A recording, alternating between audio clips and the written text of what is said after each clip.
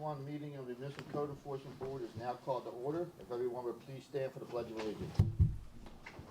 I pledge allegiance to the flag of the United States of America and to the republic for which it stands, one nation under God, indivisible, with liberty and justice for all. Thank you. You may be seated. Ladies and gentlemen, the Municipal Code Enforcement Board is charged with conducting hearings to determine whether an alleged violation of the city code has occurred. Decisions made by this quasi-judicial board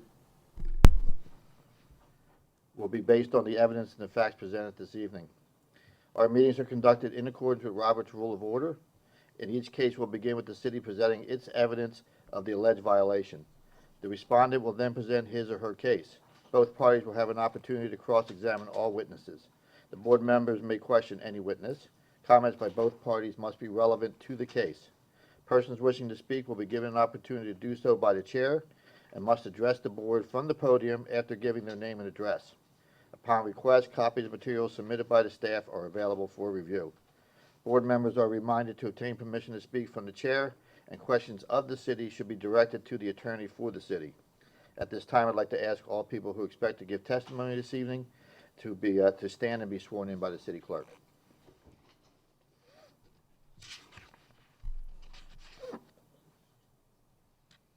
Do you swear or affirm that the testimony you're about to give is the truth, the whole truth, and nothing but the truth?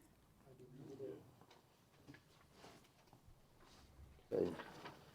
Next, we'll go into ex parte communications. I'll now ask the members of the board if they've had any ex parte communications with anyone regarding any of the matters that are coming before the board this evening. If you had a verbal ex parte communications, please disclose the when, where, and with whom those communications occurred, as well as the sum and substance of the communications. If you receive written ex parte communications, please disclose the form of the written communications, who sent you the communications, and the sum and substance of those communications. Start down at this end. I've had none. I've had none. None. I've had none? I've had none. Had none. None. Very good. That makes it simple. Okay, from time to time, well, almost every time, we do take cases out of order, and tonight is no different. So board members, if you go to unfinished business, our first case will be case number, No, she's saying it's not that one. no, it's not that one now? Which one are we doing? We have to do minutes. Oh, we have to do the minutes first? Well, I was gonna just tell them which case we're gonna do first. Oh, okay, but they're not here. They're not here? No. All right, so we're gonna do, the first case we're gonna do is, as soon as I find it, is case number 205670. That'll be the first case. And then she's right, we do have to approve the minutes. So have all board members received the minutes of the June 9th, 2021 meeting? Yes. Okay. If the meetings are acceptable, I'll entertain a motion to approve the minutes. Move to approve. Second. We have a motion and a second. All those in favor? Aye. Opposed? No nays. Motion carries. Okay, so on to the first case, which is case number 205670. Case number 205670, City versus Abdul Hussein Sharbani and Atusa Amiri for the property located at 332 Sunnyside Road. The case is before the board based on an alleged violation of Section 8-102(b), exterior walls maintained in good repair, and Section 8-102(14a)(b), fences maintained in good repair. The case will be prosecuted this evening by Code Compliance Officer Jose Silva. The city has evidence that the notice of violation and notice of hearing were properly served. Thank you. Good evening, board members. Jose Silva, Co-Compliance Officer. This case originated practically on December 2nd, 2020. My inspection at the time noted heavy wall staining at the residence and a perimeter buffer wall fence. Left a door hanger with a compliance date of December 12, 2020. On December 16, 2020, I was contacted by the owner requesting additional time until the plumbing work involving the water lines were completed in the yard. My inspection on February 2nd, 2021 noted the yard in the process of being cleared of the construction debris. On April 2021, I noted no further progress, so I completed a notice of violation with a compliance date of May 7th, 2021. Posted the notice at the residence as well as City Hall, mail copies both certified, regular mail to the address of the registered owner. On May 11, 2021, I was again contacted by the owner requesting additional time. This time he was given 30 days. On June 16, 2021, I inspected the property and noted it was still out of compliance. This time, I'd like to submit photographic evidence of the violations. I have 6 photographs. Notice posted at the door, stained buffer wall fence, stained residence walls, 3 through 5. We'll accept those, thank you.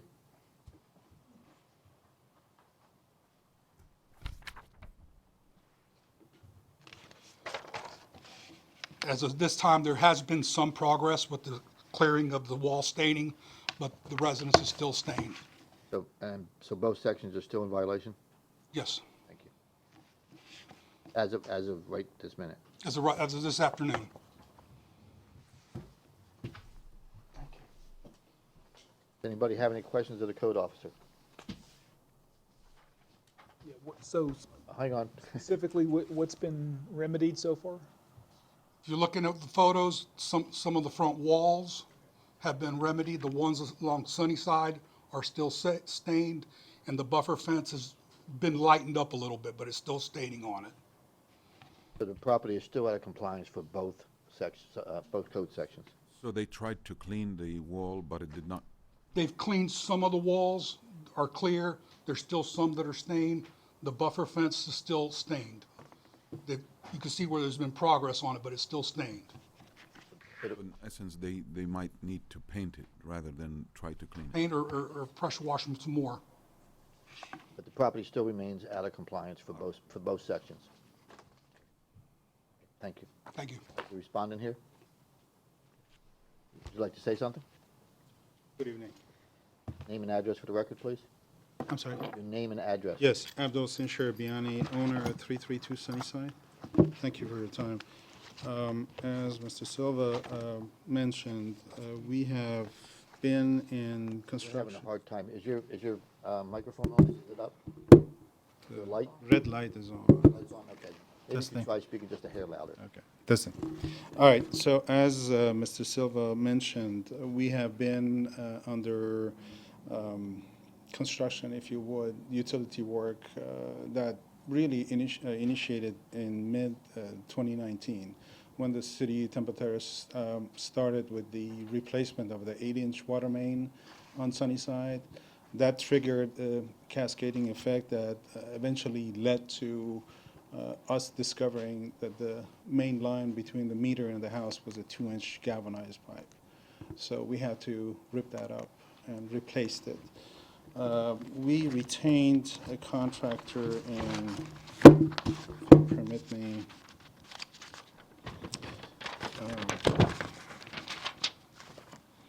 we retained a contractor in January of 2020. The contractor obtained a permit through the city in February. In March 5th, the contractor walked off the job for some personal issues. We retained another contractor, American Construction Services, in April 12th.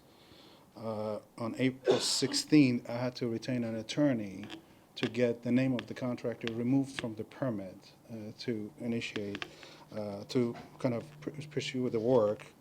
On April 30th, Ms. Cheryl Bennett with City of Temple Terrace Building Inspection produced a list of deficiency, which we communicated to our contractor.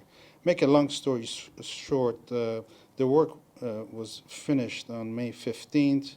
June 10th, we addressed all the punch list items, and by June 30th, the debris was removed. During this process, I was contacted by code enforcement several times, mentioning that obviously there's some code violation, and I said at this point that I can only focus on one thing at a time, and we're in the process of eventually painting the house. This is a 2-story white house, and with the amount of rain that we get every year, very quickly mildew starts growing on it. We've attempted pressure washing it. Some stains simply won't come off.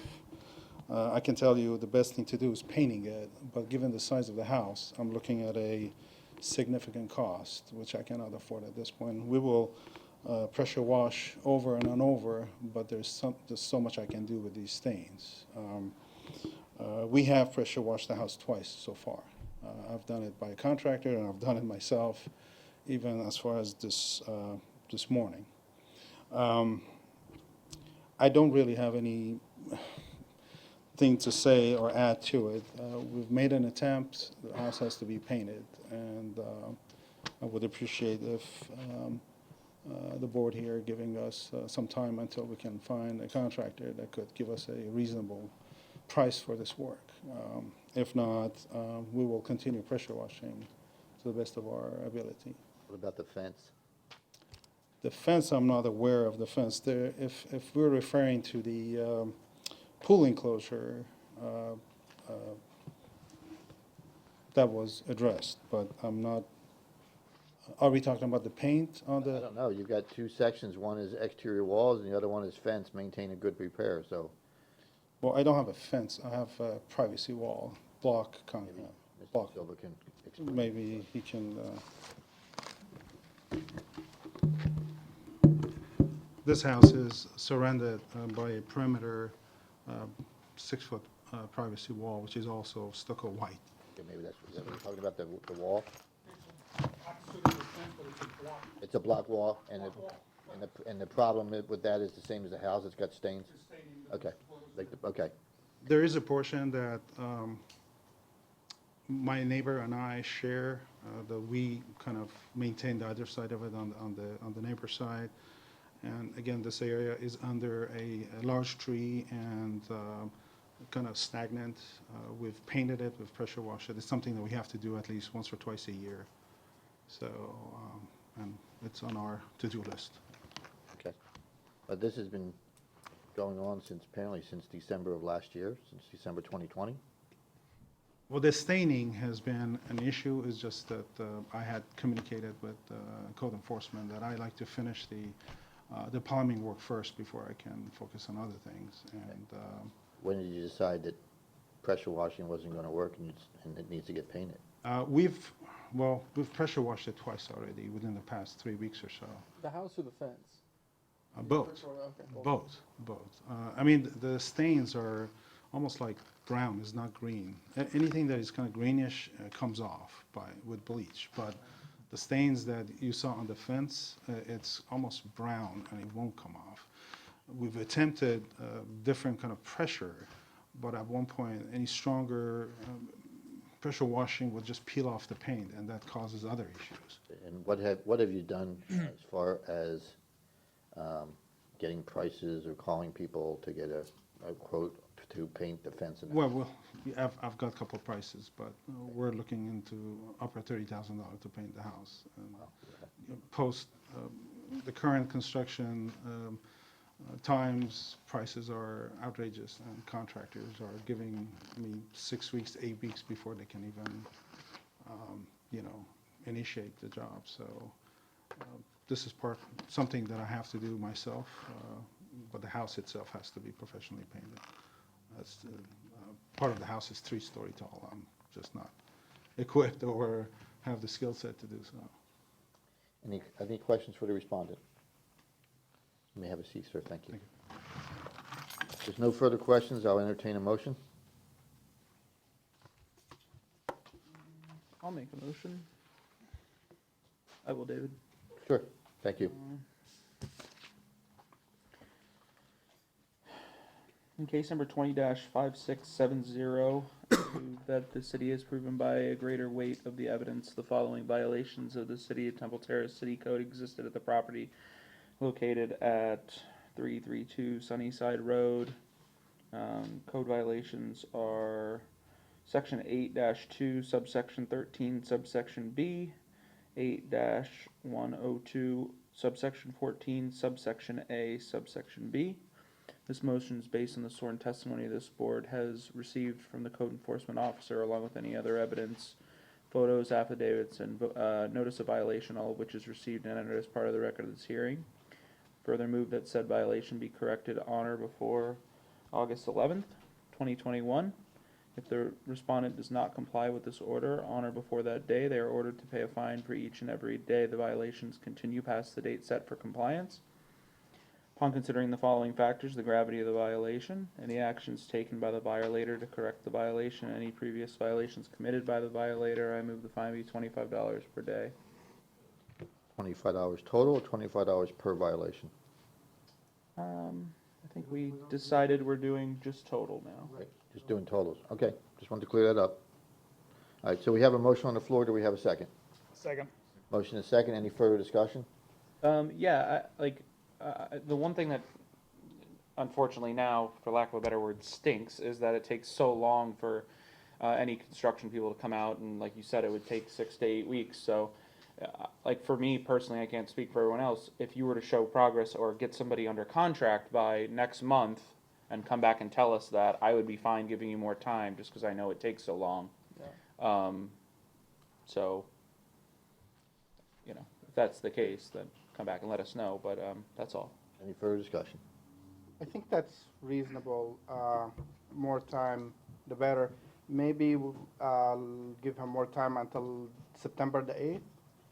Well, we can, normally we give them to the next meeting, and if they have issues or making progress, they can come back to the next meeting and let us know.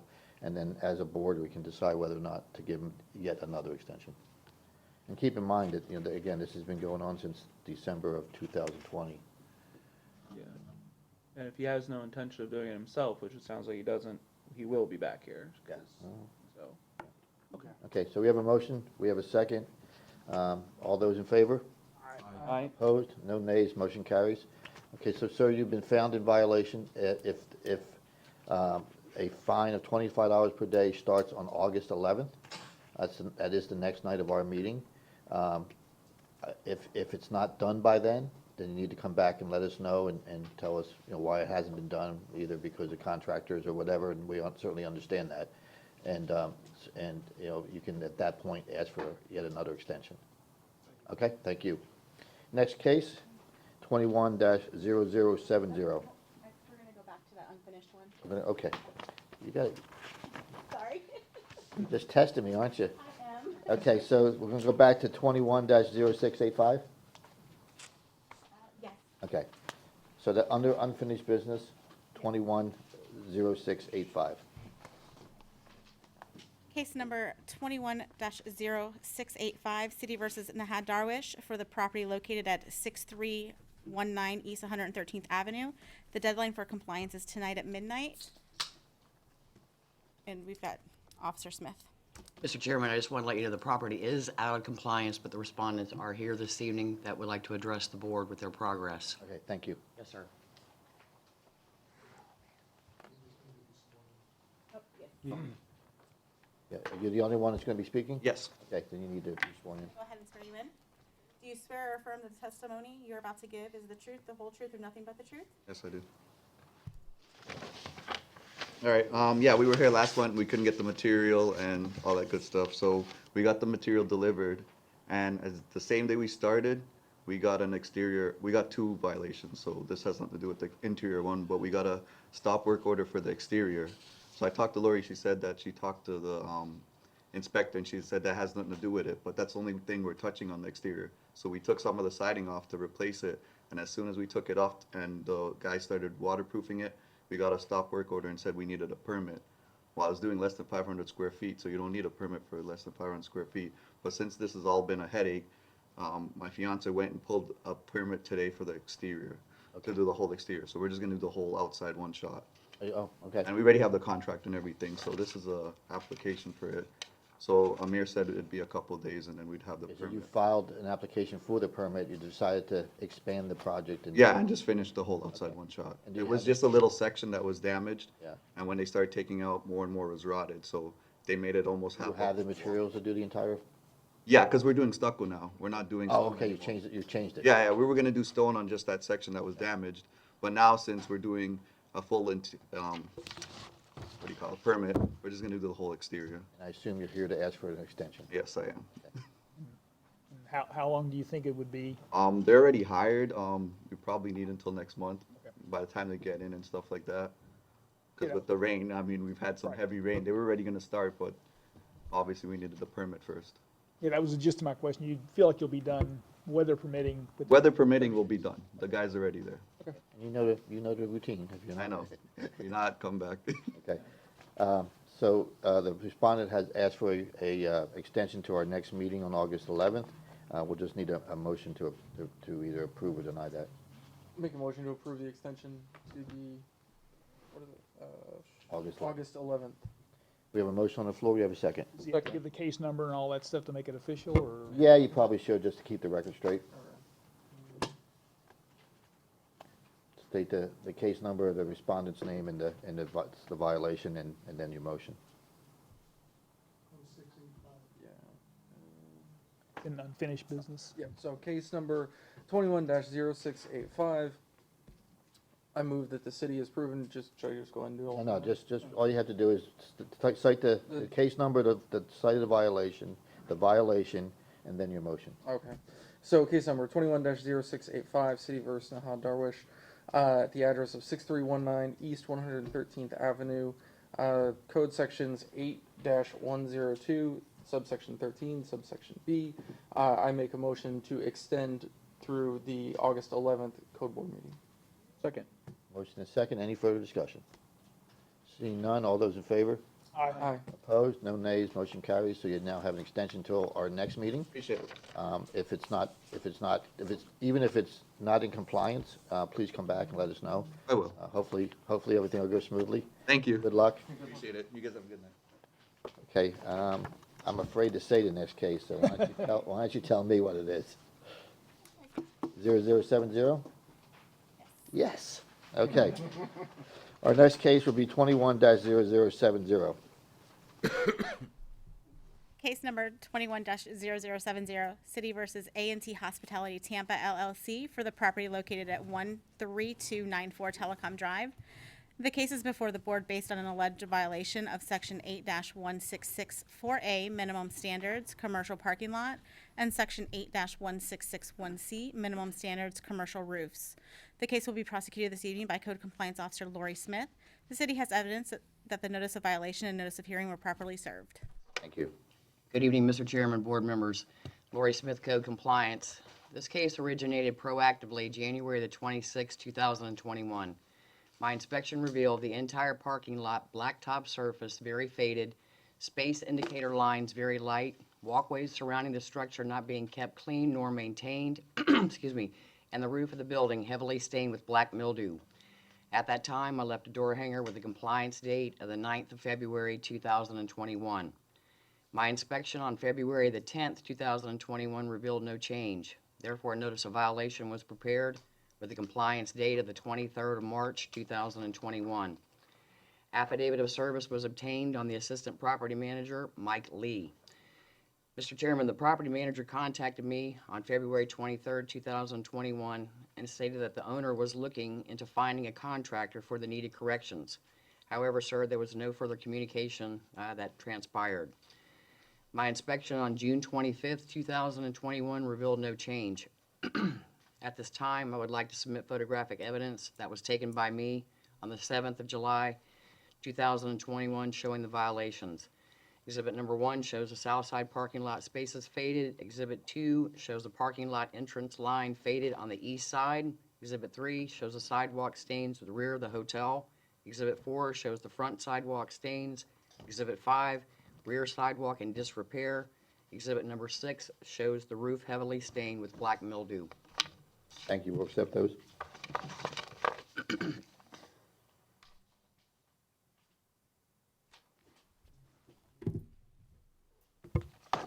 Mr. Chairman, as of today's date, the site is not in compliance, and I'm seeking a ruling. Thank you. Any questions for the code officer? Yeah, has there been any progress with any of the violations or any of the? No, sir, there hasn't. There hasn't been as of yet. I talked with the property manager when I brought out the notice of hearing for the business and spoke with her. She's in the process of trying to line up a contractor to come out and address the needed corrections. Did they give any reason for the delay? And Some of it, honestly, sir, being COVID, just shortage in the workforce. That was some of the reason was because of the COVID.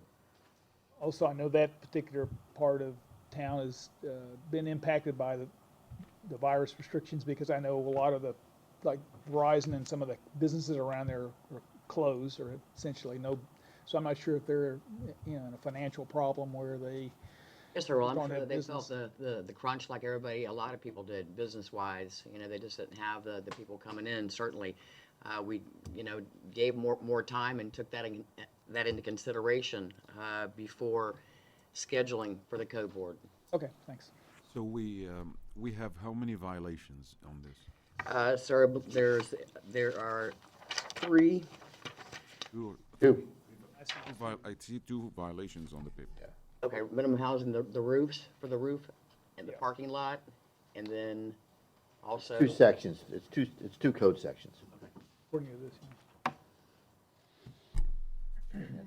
Any other questions for the code officer? Thank you, Lori. The respondent is here, I see him. So somebody get up. This gentleman. Were you sworn in? Yeah, Were you sworn in? Huh?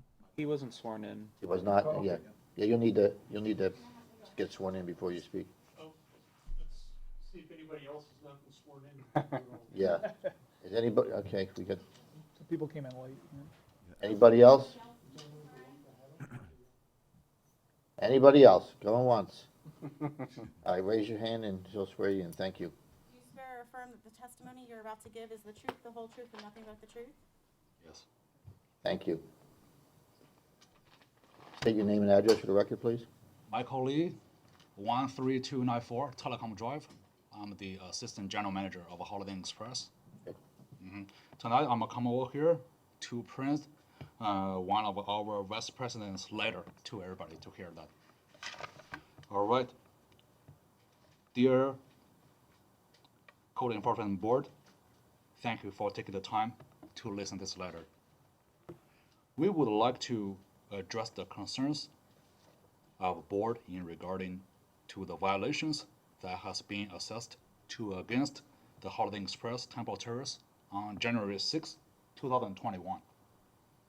Please know that we understand the violation against the property and are attempting to rectify them as soon as possible. In the various city where we operate, we are a very well-respected hotel management company by our city partners. We take extremely good care of our properties to ensure that they remain in a great condition at all times.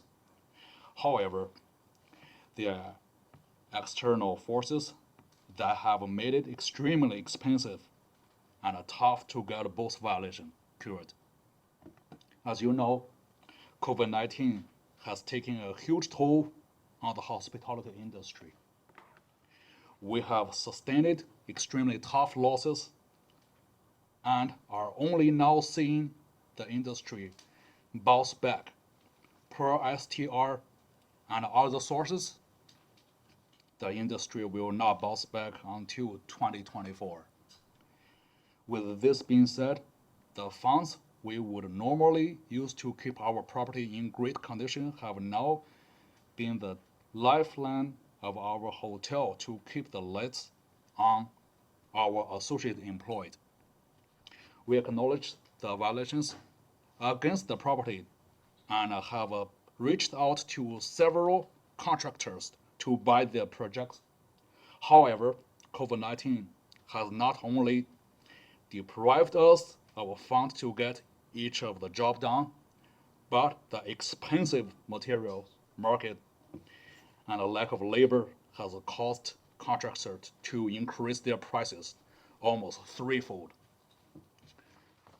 We ask that board allow us extra time in completing the jobs and bringing the property back in a good standing. Recent trends have shown that material prices are starting to creep down, and the labor market is starting to slowly come back. With this, we should be able to find contractors at more reasonable prices. The extra time also allows us to build up the funds to get more job done. We will be greatly appreciate any extra time that the board can allow us. We understand the frustrations this has caused this has cost. Excuse me, this has cost, and we promise that this is not the normal way we operate any of our hotels. Whatever extra time you can allow us to get the violations cured will be greatly appreciated. Thank you for your time. We're looking forward to hear your judgment. Sincerely, Vice President Superint Singh.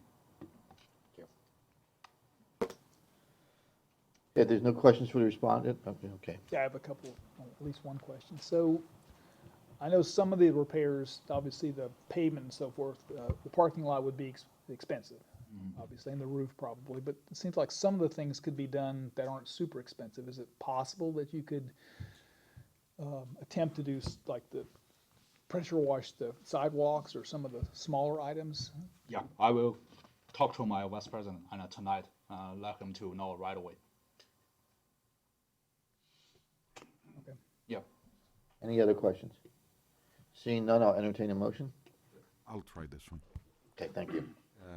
In case number 210070, I move that the city has proven by the greater weight of the evidence the following violations of the city of Temple Terrace City Code exist on the property located at 13294 Telecom, and the code violations are 8-166, subsection 4, subsection A, and violation code 8-166, subsection 1, subsection C.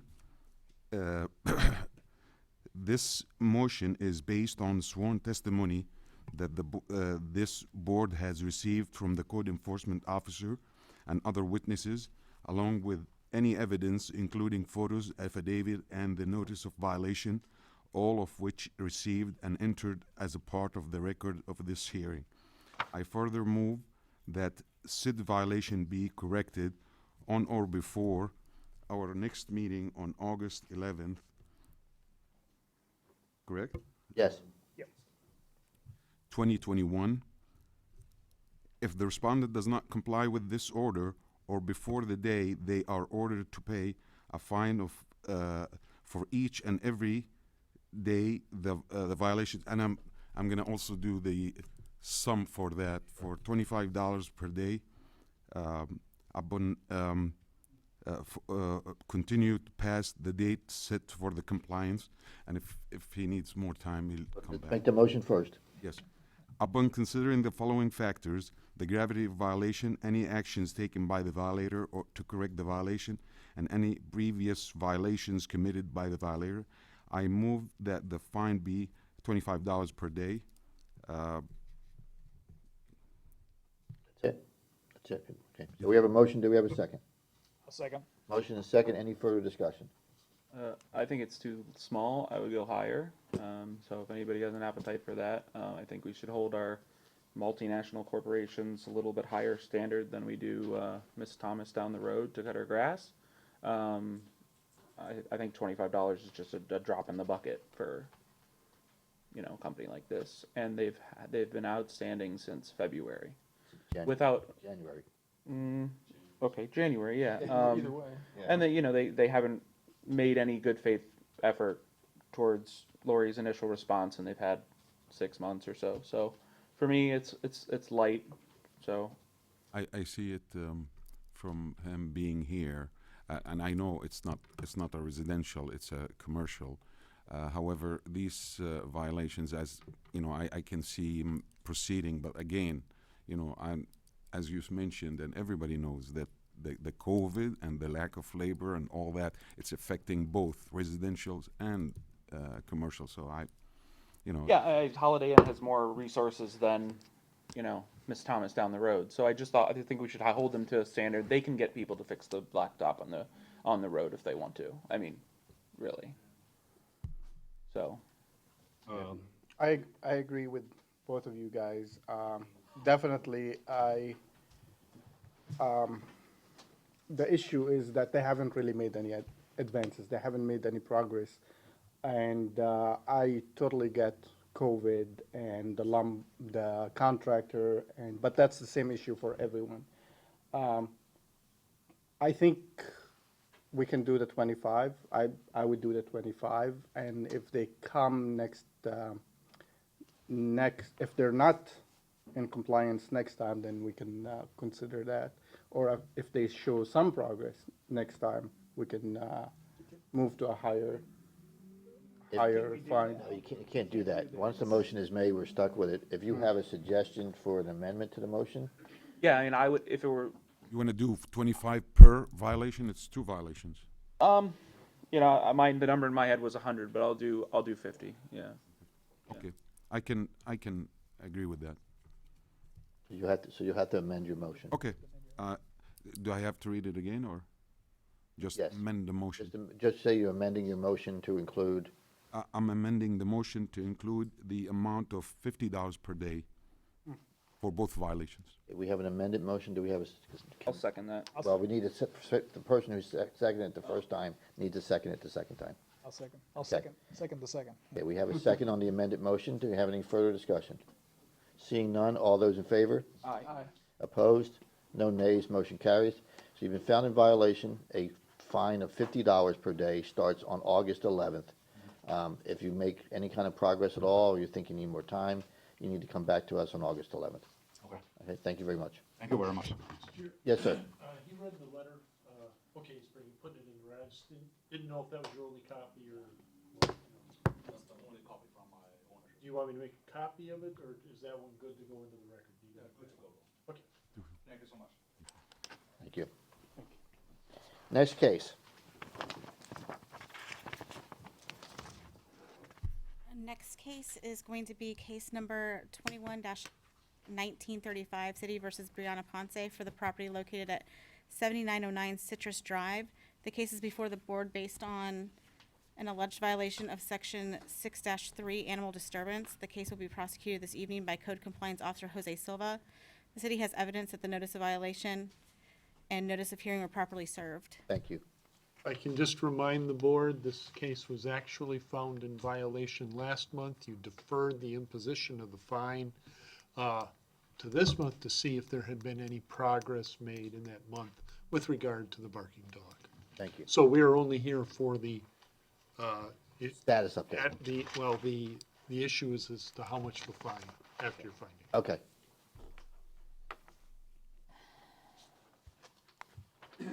Good evening, board members. Jose Silva, Code Compliance Officer. Just to update you on the status of this case, on July 1st, I contacted Ms. Walls, and she provided me a text message with all the dates that the dog had barked and bothered her. I got that here in an email now, printed out, so I'd like to submit that to the board. How many dates are there?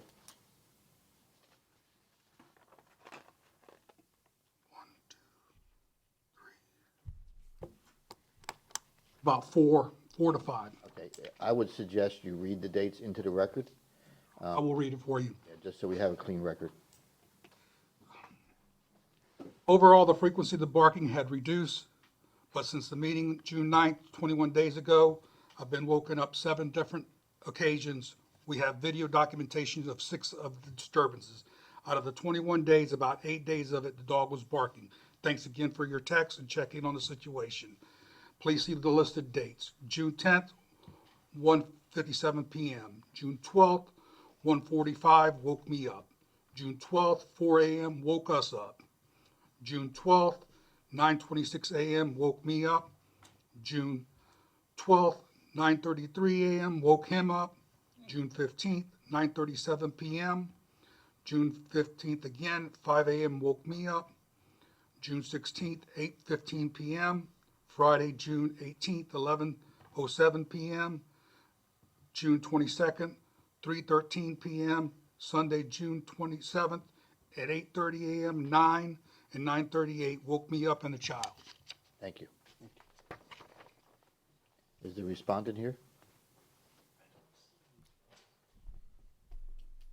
Respondent is not here, so, But Ms. Wall, Ms. Walls here. okay, come on up, Ms. Walls. State your name and address for the record, please.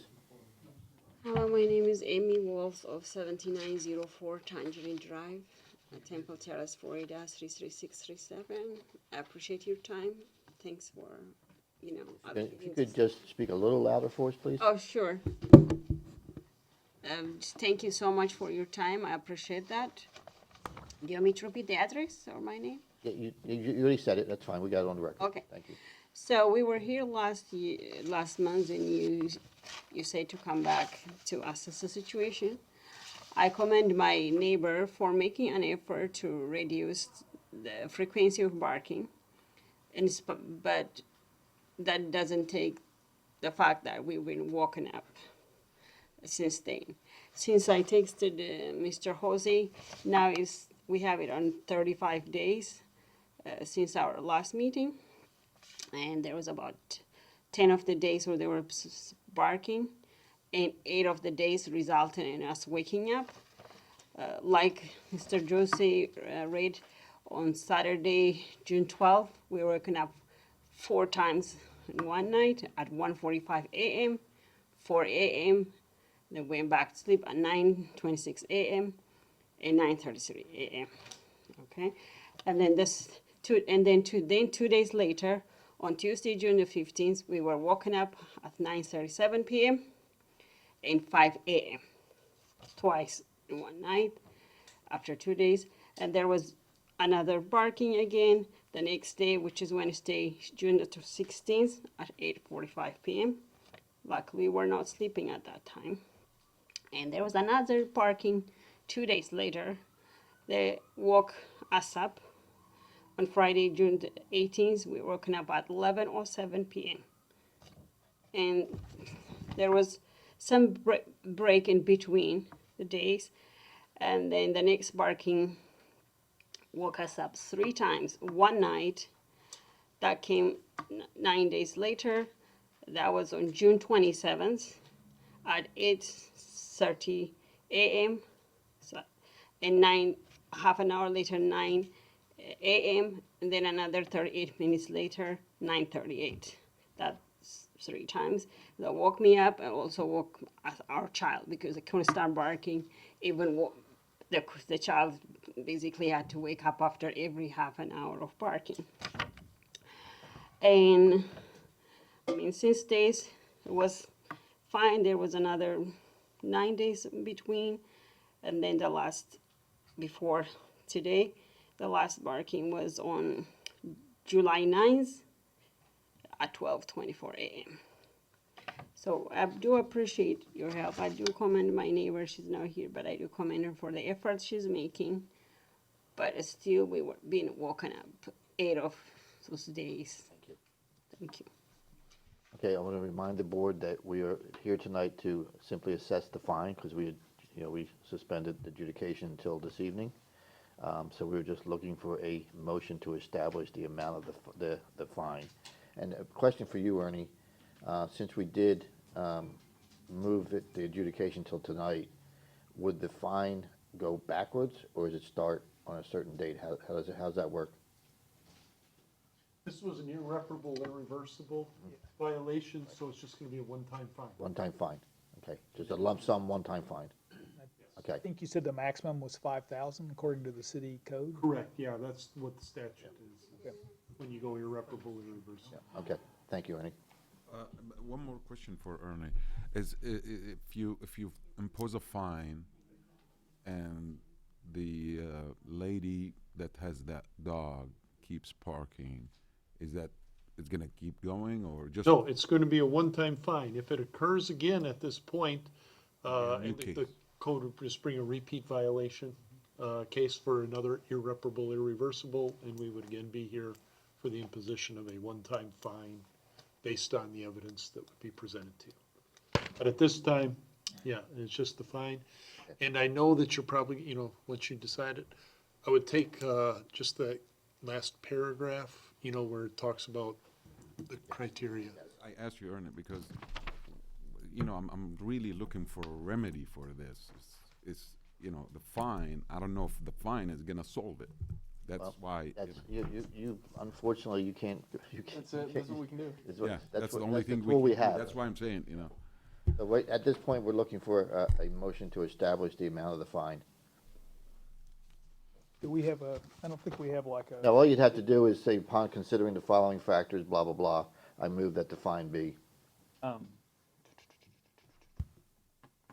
Did we have 11 total instances that there were, or were there more after Yeah, that? but it's going to be a lump sum. It's, Yeah, I'm just trying to make a calculation based on how many times and I was curious The how many incidents violations. I recorded was 14, and Three the more date since was, this email.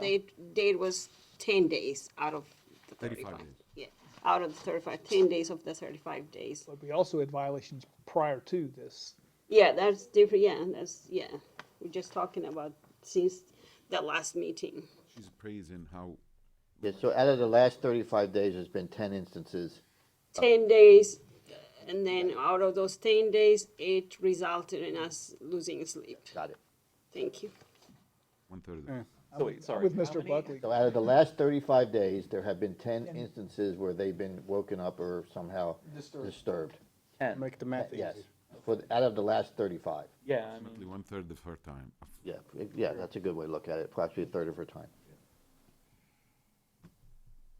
I'm happy to let Go somebody ahead. make a motion, or I will. Seems like everybody is. Somebody do it, please. Well, you made it last, you were, Oh, yeah, that's, To be good with that amount. You're good with the math. There'll be discussion afterwards, so. yeah. I'm just trying to find it. This is, Again, all you have to do is read the sticky note on the post. oh, is that it? We're not gonna do No, the case number no. or anything like that? Well, you can do the name and the case number. Case number 21-1935. I move the city has proven by a greater weight of the evidence the following violations of city Temple Terrace code existed at the property. Yes. Oh, we did. Here for the fine portion. Okay, So it's just a matter of okay. how much you determine, Read the sticky note. looking at the, All right, in case Criteria, right? 1935, upon considering the following factors, the gravity of the violation, any actions taken by the violator to correct the violations, any previous violations committed by the violator, I move the fine be $500, $50 per incident. We have a motion, do we have a second? second. Motion is second, any further discussion? So, I'm Okay, sorry. go ahead. No, go ahead. So we have 10 incident, $50. So that's 500 Well, it's $500, however you want. total, correct? However you want to look Check at my it. math there. Yeah. but- Yep. Yeah, Just I'm so you trying to under- decide, just so you understand, there is no requirement to look at it on a per incident basis. There is no requirement to come up with any kind of mathematical solution. There is no requirement to look at it on a percentage basis. It's the three factors and what you think the violation should be. right, so if we are looking at the gravity of the violation, I'm trying to decide how much one night of my sleep, is it worth $50 or more? I mean, I remember it seems like in our discussion last time, we said if it's even one time, Correct, even one time, we're gonna have to assess a fine. correct, and, yeah, I would have appetite for increasing that, I would say maybe $1,000 total. Yeah, I think The max is 5. the only reason I didn't go a little I bit more understand. was because that she did sound like she appreciated her neighbors. She said twice Raised- efforts, Yeah, that's what, and ultimately, I think any amount we fine, it's not really going to do, Right. short of them talking and coming to a conclusion or the dog going somewhere else. So, but There's no win here. totally agree. yeah. So I mean, I'm fine with that, Samir. I would amend my, if that's the appetite of the board through discussion, I would amend it to be I 1,000. don't know Sure. that it is. Well, yeah, that's my appetite, I don't know about. Yeah, yeah. I'm just good if. with the 500. I'm good also with the 500. Okay. I think it's gonna be I would think if it becomes a repeated Yeah. violation, I would go You kind of higher. get the feeling it's not the last we've. Seems heard to of. me that's she puts a lot of effort. She praised that Yeah. that she noticed some change, but But it's still a third of her time. it's an animal. You cannot control that. I don't know what. When you have a pet, you're responsible Yeah. to be in charge of your pet. Yeah. It's controllable because, sorry, But it's no, controllable. The public comment portion is. Okay, sorry, okay. I cannot stop. Okay, Yeah, sorry. you're, Yes, enthusiasm, but that portion is over. Right, so at this point, if you want to amend, you can, or you can wait and see how the vote goes, and if the vote, fails, we can make another did motion. anybody have an appetite for more than 500, and along with Samir? I don't, If not, then I guess I would just stick with 500, so. Okay. Just let me pipe in. Sure.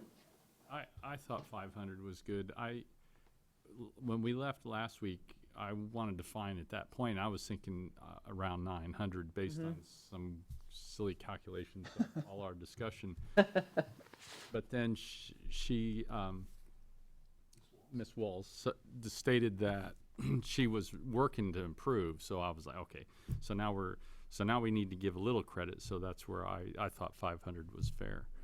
But I mean, I can understand both sides of this argument, so I'm steering more towards a lower amount than the 1,000, but that's my position. Okay. So. Any further discussion?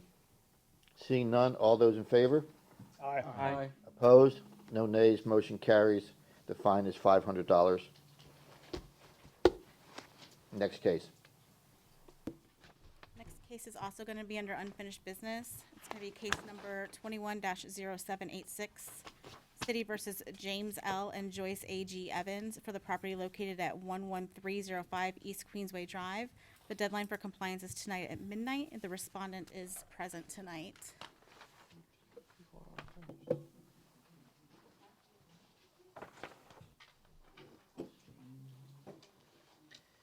Mr. Chairman, Mr. Evans has gotten the application and turned that in, as well as pulling the homeowner disclosure form. That has been obtained, and then he also turned that in.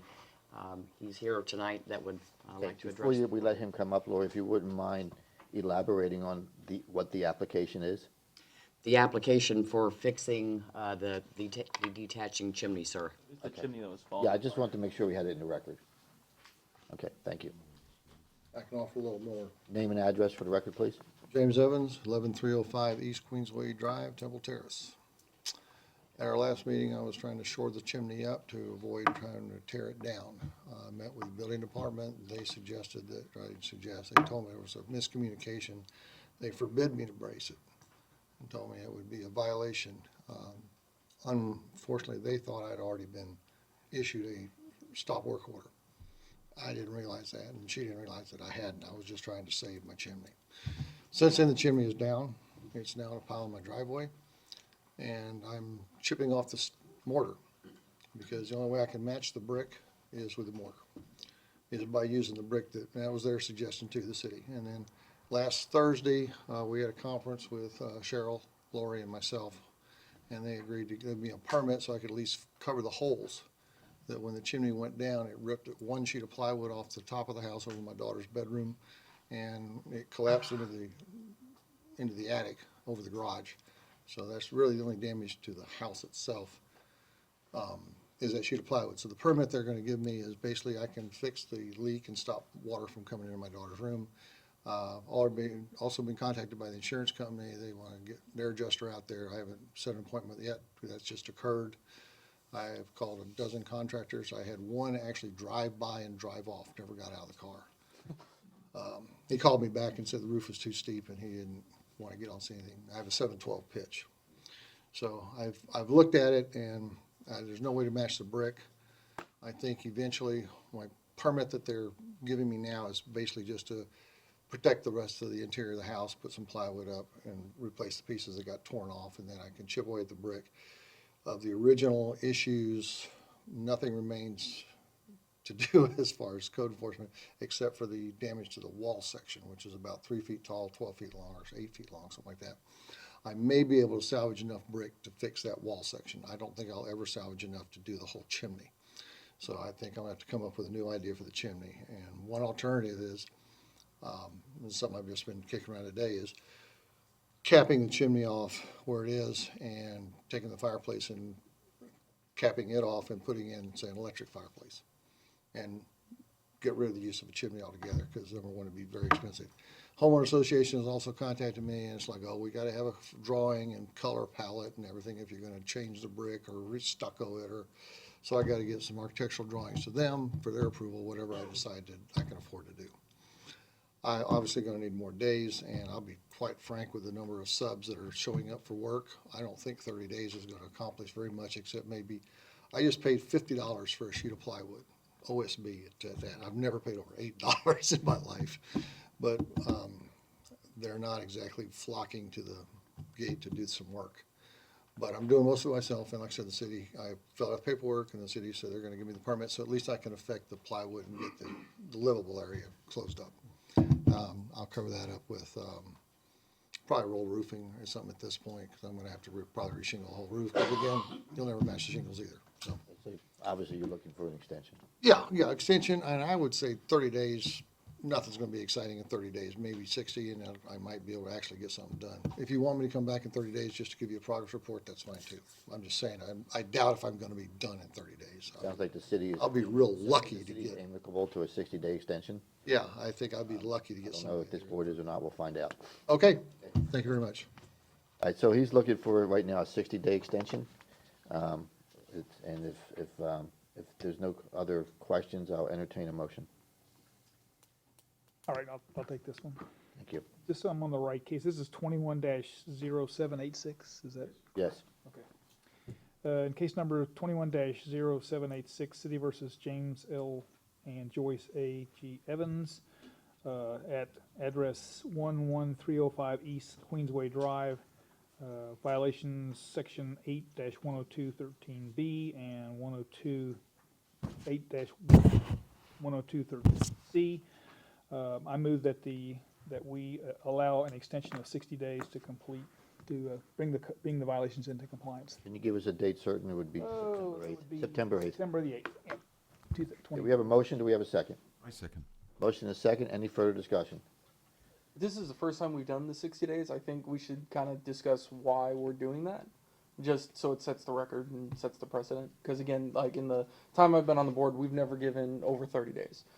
So I mean, like I'm thinking he's been here every month. He's shown that there's progress. He's kept constant communication with the city. So all those things lead us to believe that, you know, he's going to continue to do the right thing. I just think that we should discuss that, and it should be said, since this is the first time we've done a 60-day extension. I think you did a very good job of doing that. All right, cool.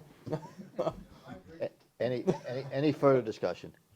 I agree, Brian. I think, yeah, this is the first time we're trying to do 60 days, and I like to stay consistent actually with the 30 days. So I would ask for an amendment to bring it into compliance by the 11th, and then if he's not, just come back like he was here again, and we'll give him an extension again. That's what I have an appetite for. I also agree. Yeah, I think that's my tendency as well, to stick with the 30. It's what we've always done. He showed good faith, so happy to. It just seemed like his 30. 60-day it's a reasonable, I mean, the way he explained Yeah, the work yesterday. it is. It's a reasonable, 60 days is a reasonable amount of time, so. Yeah, so I was asking him to come back just one night and let us see that he's made a little bit more progress or gotten somebody else under contract. So I don't think 60 is unreasonable, but I Consistency. see Samir's point that we've never done it, and this will be a first. And It may be the first for you, but we have done it in the. oh yeah, Yes, we have done it in the past, and it's a very similar situation where he's applied for the permit. We know it's going to take long. He's got to get architectural drawings. yeah. But certainly, it's up to the board, whether you give him 30 days or 60 days, that's certainly your discretion. I have one comment on it. I think we've had two cases before this one where we went 30 days, but I think the difference was that those cases were discovered in December and January, and this one there was no lag time. He's been here right on time, dealing with, letting us know what's going on. So, And I would remind you that the city apparently does not have an issue with the 60 days. I don't have an issue with the 60 days. Just in the beginning last month, there was a safety issue because that wall was very concerning to the staff about it collapsing. So at this point, if you remove the bricks, we'll feel comfortable with the 60 days. Okay. Yeah, the bricks were still up there, I would say then 30 days. Okay. But it was definitely a safety. But again, it's certainly up to the board's discretion. So the motion is still We, 60. the motion is and it still, was the seconded motion is by- still 60, there's still a second. I forget who made the motion. I made the You motion. made the motion, so it'd be up to Bill if he would like to amend. If he doesn't, we'll take a vote. You know, I see that safety issue too, and we are also in the hurricane season, so, you know. Yeah, but they say that They corrected that. corrected. Yeah, that's what he was saying. He's removed the brick. there is no longer a safety. No safety issues, okay. No longer a then- safety issue. Then that's, you know, Okay, so you're good with the 60? Okay, so we have a motion, we have a second, we've had discussion. All those in favor? Aye. Aye. Aye. Opposed? Nay. 1 nay, motion carries. So you have 60 days. Obviously, if, you know, it's not done in 60 days, we'll see you then. Yeah, okay. Thank you, Judge. Good luck. Appreciate it. Nice to- Next case. Which one? It's gonna be 108 Mission Hills. Elay Homes LLC. Got it. The next case is going to be under lien reduction petitions, case number 16-0491. Good evening, Mr. Chairman, Code Board members, Tom Barone, Code Compliance Director. At this time, I would like to introduce a lien reduction petition request in case number 16-0491, City versus Eli Homes LLC, property located at 108 Mission Hills Avenue, with a lien amount of $64,800. This case was presented to the Code Board back in June 8th, 2016, for a damaged roof which was against the previous owner, Richard and Deborah Warren. The board found the Warrens guilty of the violation with a $50 per day fine. The violation came into compliance only due to a change of ownership. During the 4 years, while this violation was out of compliance, several of the neighbors were very dissatisfied with the progress of the repairs. In July of 2020, I did ask the building official to join me in a joint inspection with the possibility of condemning the structure. After my inspection with building official Amir Anisi, I did reach out to the owner, Mr. Warren, and had a conversation to obtain an update of the property, which he informed me that he was going to sell the property.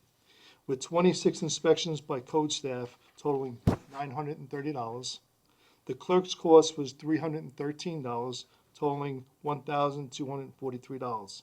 My recommendation to the board this evening is to reduce this lien amount from $64,800 to $6,500, 10%. And how did I come to this conclusion? The length of the repairs was over 4 years. There was a tarp placed on this structure for 4 years. Also, there was 28 code violations with the previous owner from 2003 to 2020. That's how I came to this conclusion this evening. You said there was 26 inspections by the, by 28 code violations. code violations, and how This many? property is from 2003 to 2020. Wow, City staff did 26 inspections. okay, Okay, thank you. very good. Is the respondent here? Oh, sorry, is there any questions for the, I was gonna say, any questions? Go ahead. Sure. Yeah, I noticed in his explanation, he said that the house is very close to being ready for sale. Is it? That's correct. The construction is, Yeah. your inspection is pretty close to, and okay, so that's Yeah, accurate. he did a phenomenal job. I mean, honestly, on the flip side of this, he did a fantastic job. I mean, that whole area of Mission Hills Right. has changed. There's 2 new structures on that property in that area. So I commend him for the work that he's done. But however, the neighbors still had to deal with 4 years of this property owner, the previous property owner of the eyesight, you know, it was just terrible. I mean, honestly, yeah, it was really bad. Okay, thanks. Any other questions for the code officer? Real quick, Sure, you said that the previous owner left it an eyesore. that's correct. So the current owner is not responsible. He's aware that there's a lien, when he purchased the property, Where there's a lien, but okay, I understand what. He's Okay. hoping that this isn't 65,000. yeah, and I did have a conversation with the gentleman. what's the total city cost? Total city cost was $1,243. Okay. And the lien was for, 64,000. $64,800, and my recommendation this evening is $6,500, 10%. Based on the longevity of the longevity and number of the particular violations. Right. And there were Any other questions? multiple citizen complaints on the I was also. neighbors were also complaining. Yes, yep. Any other questions for the code officer? Respondent is here. Yes. State your name and address for the records, please. Yes, my name is Ibrahimi, and the address of the property is 108 Mission Hills Avenue. This house has been painful to me as it was to the neighbors and to you guys. It caused me so much pain and cost me so much money. I bought this April of 2020. I'm a newbie investor. I didn't know what I got myself into. And the issue of the house, the structural issues and all of that took all of this time. And my money was tied up to that house for over a year. Those in real estate investment know. If you are in a property for more than 4 months, you are losing money. So I've been losing money for over a year. I spent over $200,000 on that house. It is one of the most beautiful houses in that neighborhood. Please stop by and look at it. And none of these code violations was me. I brought everything up to the code. Plumbing, brand new, removed all of it, brought it to the code. Brand new electricals, brand new AC, brand new walls, brand new paint, brand new roof, window, everything. It's the most beautiful house I created in the neighborhood, and I shouldn't be penalized for it. I understand that neighbors suffered, so did I. And I understand that I knew that there was a lien, but I was hoping that by doing what I did, you guys might not penalize me. So I have lost so much money, and whatever my gentleman suggested, that 10%, which is 6,000, that's gonna be extra loss on top of my losses, and I can't afford that. So please recognize what I did for the neighborhood. And there's another property on the same street I'm planning to buy and bring it back to the life. But if I keep losing money, I can't do that. I know 6,000 is not much as in comparison to what I have lost so far, but it would help too. So I would ask to remove it, bring it to zero. Anything else? Thank you. Thank you. Okay, at this time, I'll entertain a motion. do you want to discuss something? I just wanted. If you have a question, that's fine, but if you want to discuss what we're going to do that after the motion. The question is, are we tied to that 6,500? And I know No. it goes to the, No, it goes to the board, the City council. city council.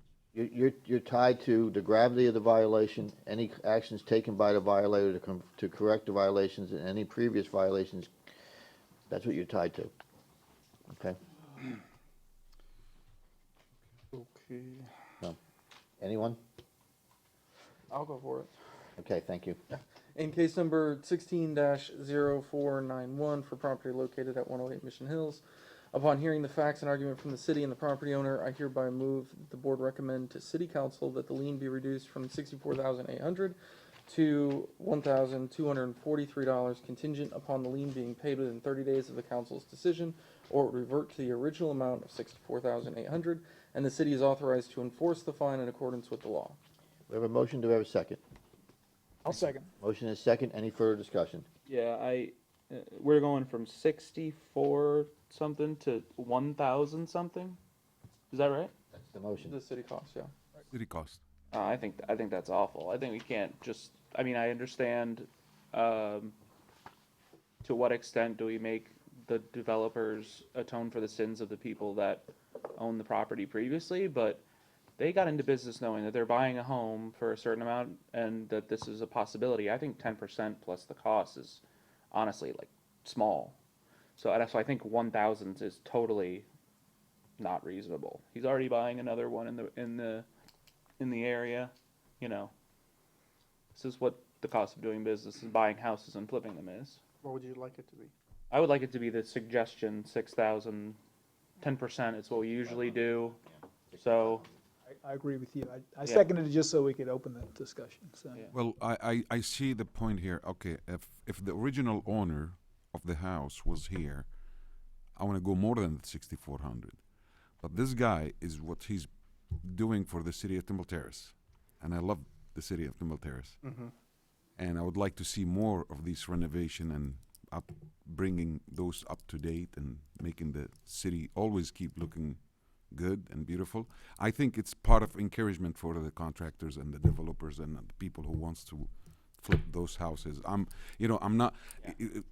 This guy is just did everything he want, and he went through COVID and did all this thing, and I have not seen the house, but the way you describe it, yeah, it's great. I just don't like. it's great. But he also knew what the lien was when he bought the Well, house. yes, I agree with you.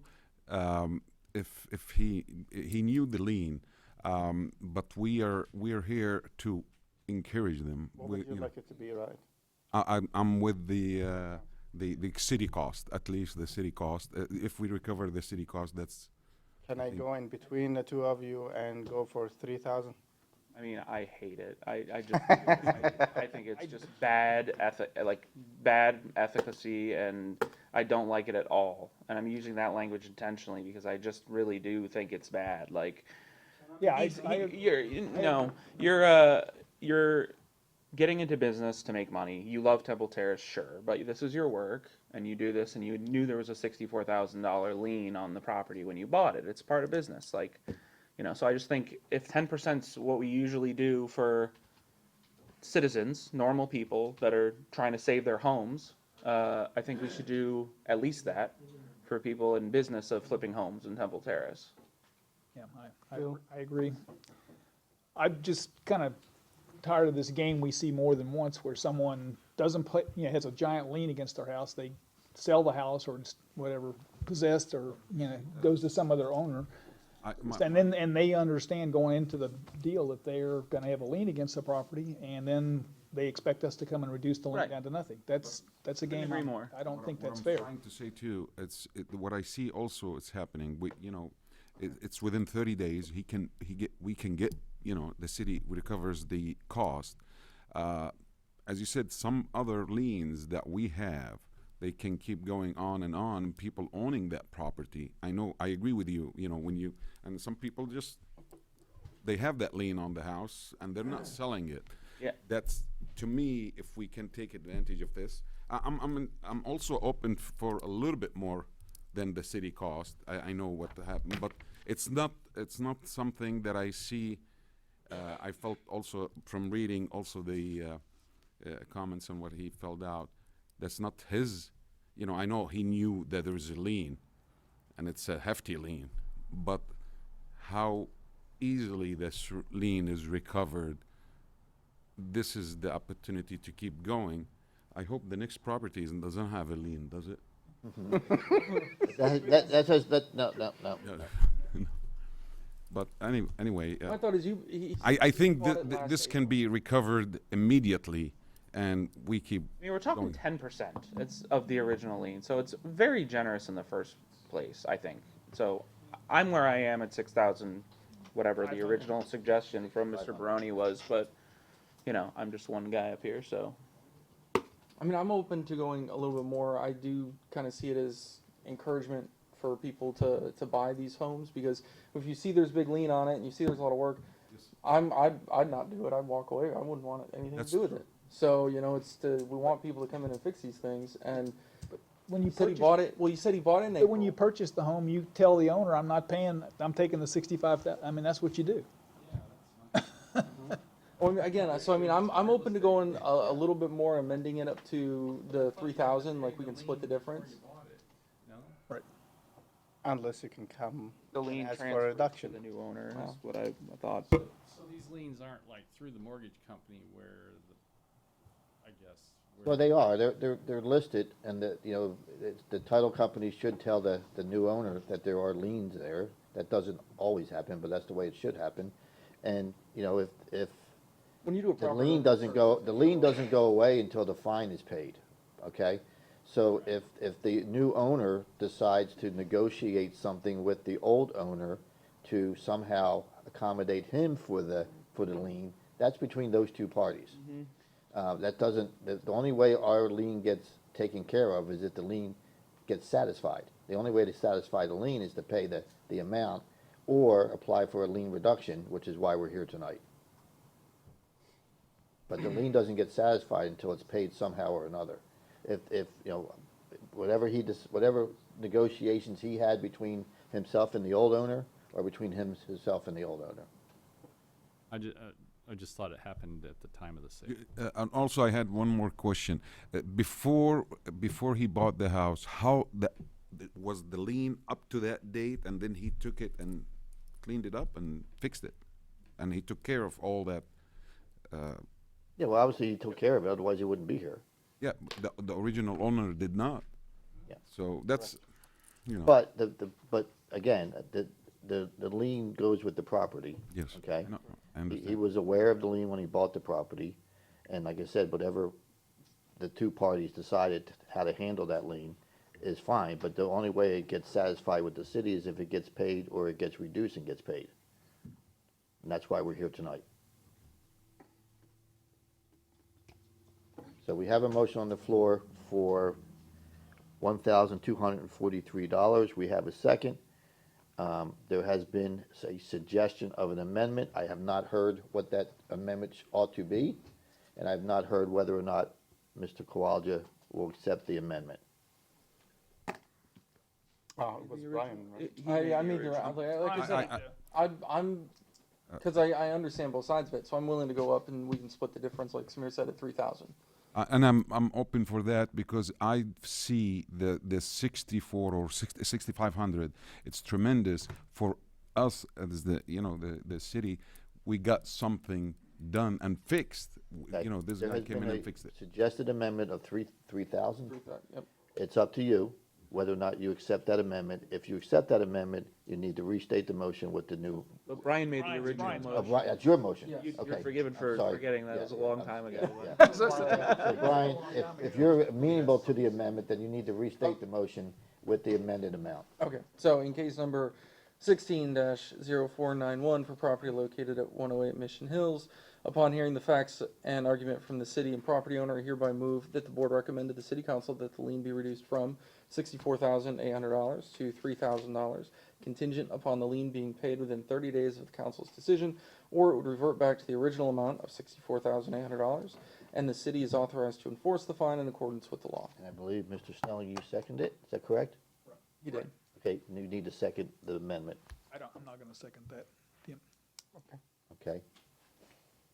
So, I don't know what I can if that's Robert's Rules of Order to get us to do a vote, but Yeah, I'm not sure if that's. well, no, if you don't second it, then there's no amendment, and we go back to the 1,200. nobody else can second it besides me. No, you seconded the first one. You're on the hook now. Are we sure that's the case? Is it Yes. really the Robert's Rules of Order how it goes? Yes, that's how it goes. All right, I'll second it just so we can vote. Okay, we have a motion, we have a second. Any further discussion? Seeing none, all those in favor? Aye. Aye. And against? No. So we have, let's do a roll call, starting with you. Should we start? Oh, start with Mark. I'm a yay. Yay. I'm a no. Yes. Nay. Nope. Yes. Okay, so, Don't you have to break the tie? yeah, I guess I did. Before I cast my vote, let me say this.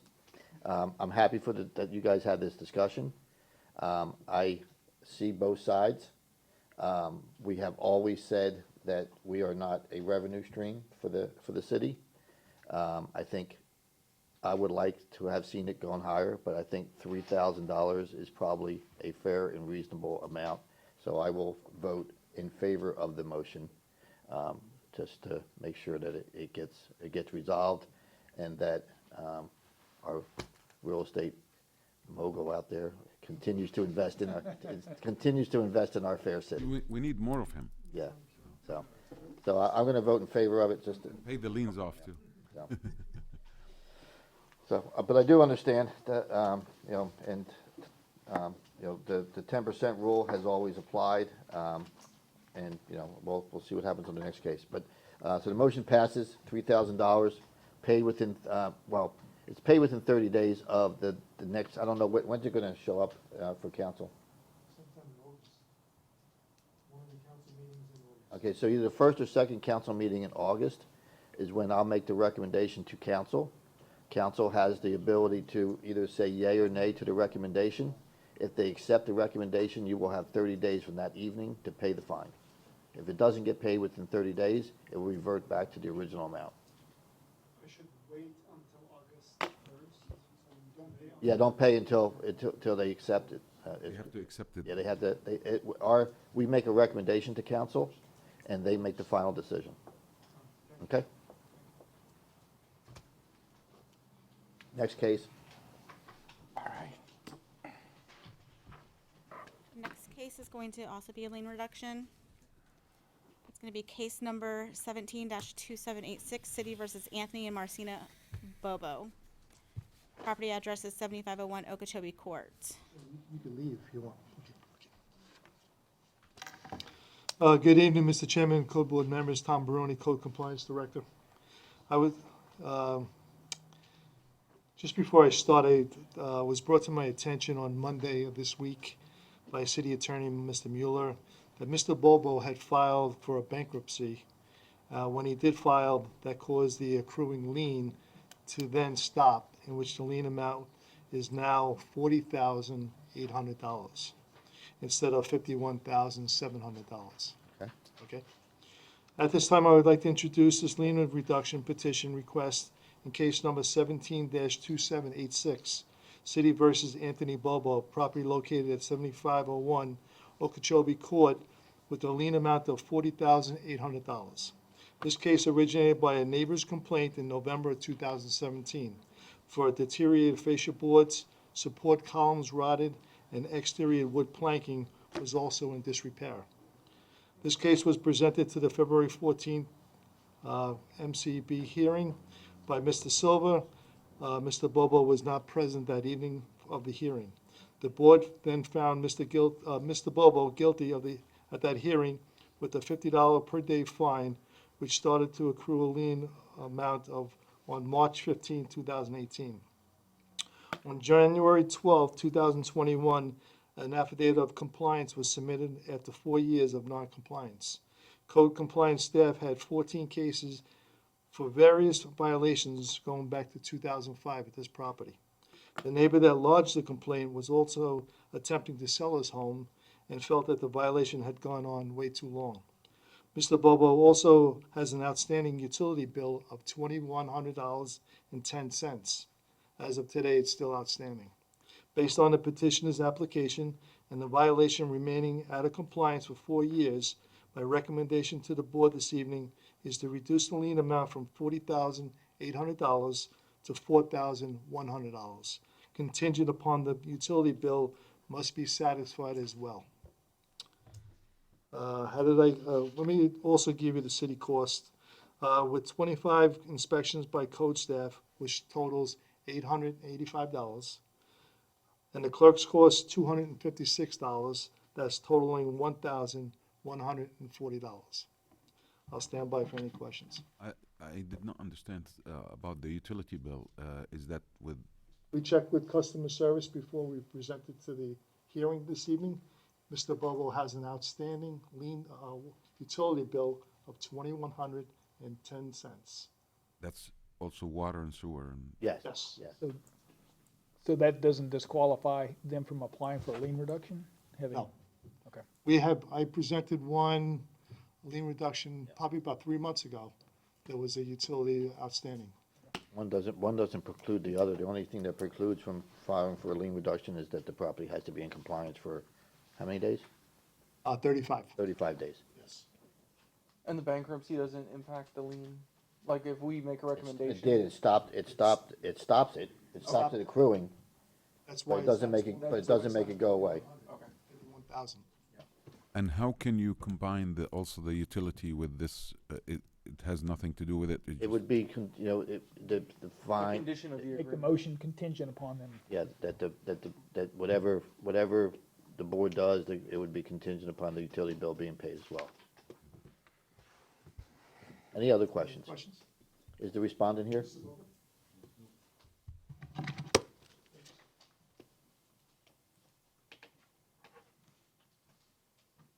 Name and address for the record, please. Anthony Bobo, 7501 Okeechobee Court, Temple Terrace, Florida, 33637. The floor is yours, sir. I'm sorry? The floor is yours. Oh. The city has been very accommodating with me, and I appreciate Mr. Baroni, Mr. Silva, as well as Michael Cox. I no longer owe $2,100 for a water bill. I worked with the finance department to put on a payment plan.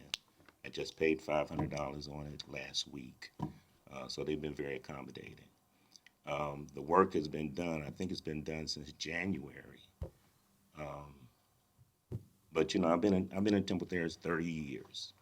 Raised my children here. Never been a problem. And I just regret that I have to be here tonight.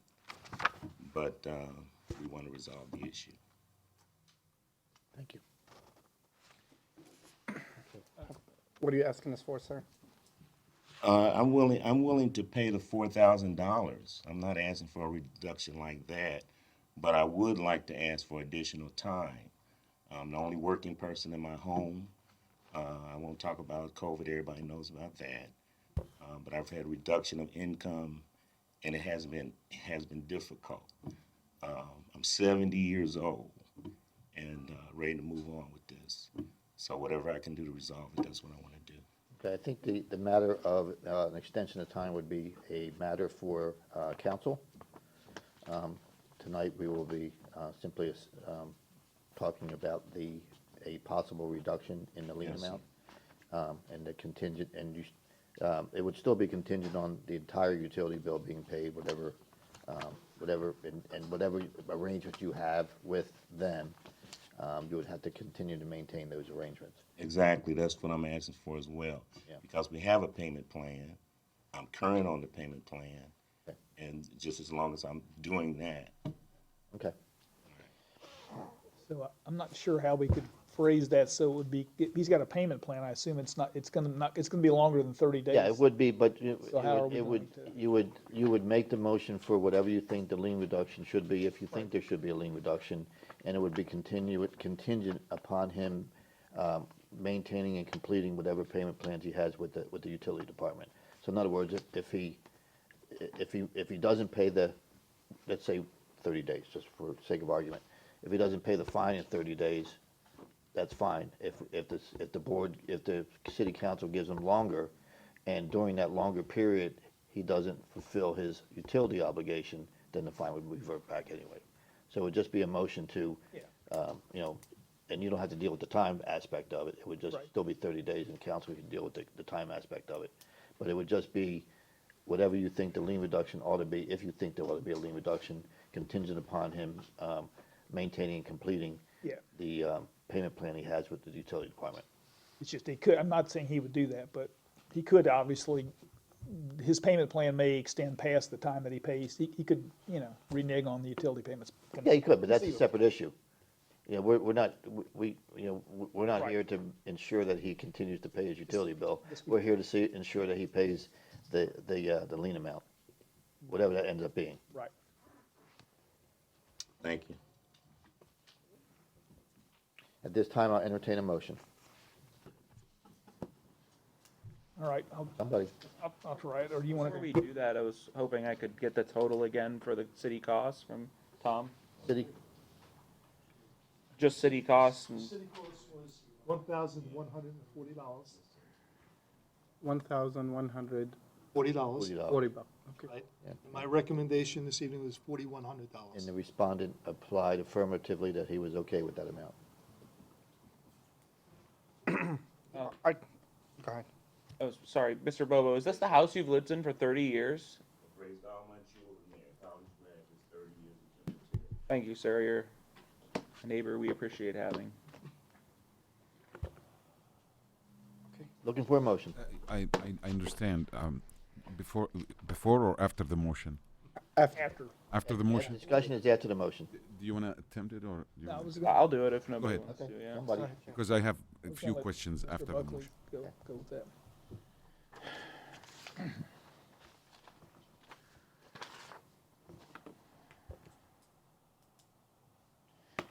Sorry, let me collect mine. In case number 17-2786, per property located at, sorry, 7501 Okeechobee Court.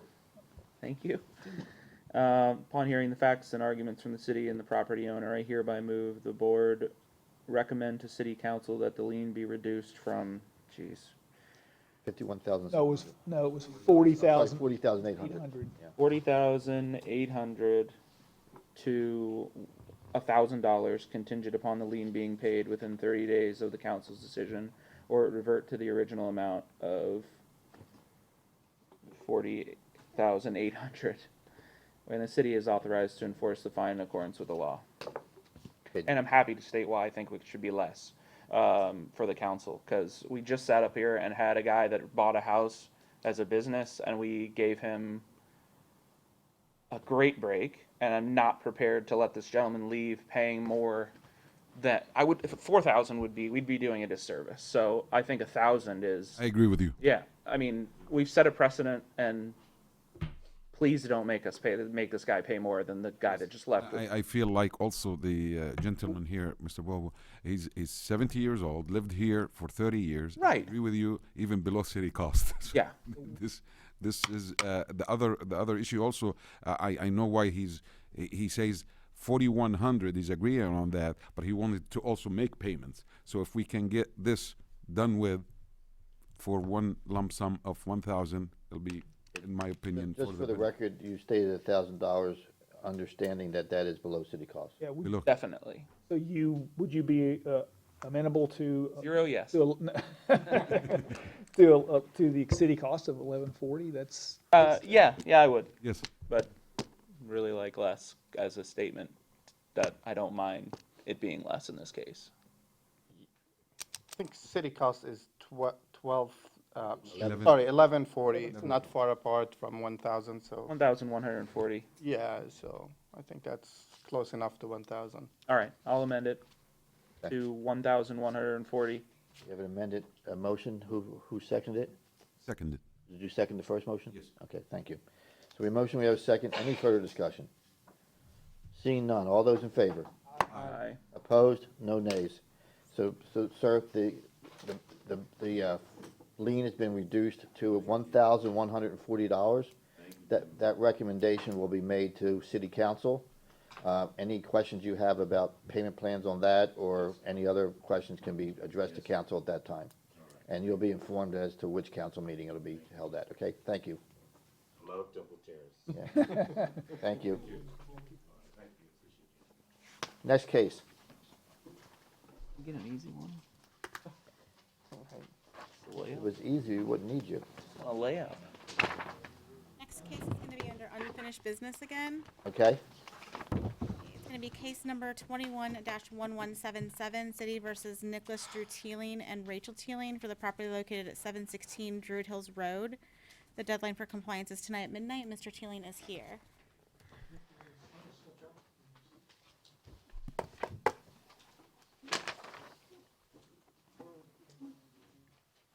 Before you get started, why don't you very quickly bring us up to speed as to what the original violation was? Sure. Nick Teeling, 716 Druid Hills Road. I started work on demolition, received a red tag, that a permit would be required for the work. And so stopped work at that time and working to get a permit application in and get drawings done and get a contractor on board. Okay. So you guys were gracious enough to give me a 30-day extension last month. I think I should be done with, I should be able to make a permit application within the next couple of weeks. So I think I'm just asking for another extension. Okay, so you have not yet made the application? I've not made application. At that time, I had an architect on board. I've got a general contractor and an electrician on board. So they're gonna make the application. Okay, so they'll make the application and, yeah, I don't know what the turnaround time at the city is, but it's probably, enough time, 30 days. So you're looking for another 30-day extension? Yes, sir. Okay. What's your pleasure, board? To make a motion. Okay, go ahead. In case number 21 dash 1177, I further move that said violation be corrected on or before August 11, 2021. Second.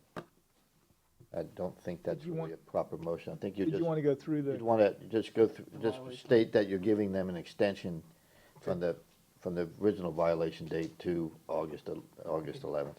Okay. In case number 211177, I move that said violations be corrected on or before August 11, 2021, be extended to be corrected on August 11, 2021.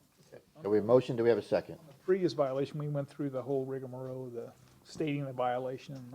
We don't have to, but we did that earlier on one of the earlier extensions. I think we're fine. Okay. So we have a motion. Do we have a second? I'll second. Motion is second. Any further discussion? All those in favor? Aye. Opposed? No nays. Okay, so you have until August 11th to bring the property into compliance. Obviously, you know the way things work. If something comes up, we'll see you again next month. Okay? Next case. We're going back to hearing. I'm getting dizzy. We've got case number 21-1543, City versus Pamela Ray Brown for the property located at 325 Brentwood Avenue. The case is before the board based on Hang on a second. What about 0928? this one's here. Oh, this one's here. Okay. All right. Okay. Based on an alleged violation of Section 12-922A, commercial vehicle parked in residential area. The case will be prosecuted this evening by Code Compliance Officer Jose Silva. The city has evidence that the notice of violation and notice of hearing were properly served. Thank you. Good evening, board members. Jose Silva, Code Compliance Officer. This case originated practically March 26, 2021. My inspection at the time noted a commercial double axle box trailer parked in the driveway of the residence. At this time, I left a door hanger. My inspection on April 1st, 2021 revealed no change, so a notice of violation was completed with a compliance date of April 3rd, 2021. I posted the notice at the home as well as City Hall, also mailed copies both certified and regular mail to the registered owner of the residence. My inspection on April 12th, 2021 noted the trailer still present in the driveway. On April 14th, I was contacted by Ms. Brown, the homeowner, who asked for additional time. I gave her at that time 10 days. On June 6th, I re-inspected the property and noted the trailer still parked in the driveway. This time, I'd like to submit 2 photographs, the notice posted at the front door, and the trailer parked in the driveway. We'll accept those. Thank you.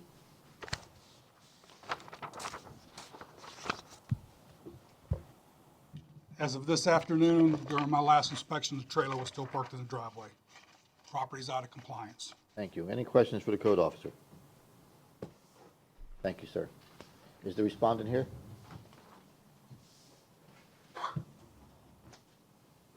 Have you both been sworn in? Yes. Okay. Whoever's going to speak first, state your name and address for the record. Okay, my name is Pamela Brown. I'm the record owner of the property. I live at 17349 O'Hara Drive, Port Charlotte, Florida, 33948.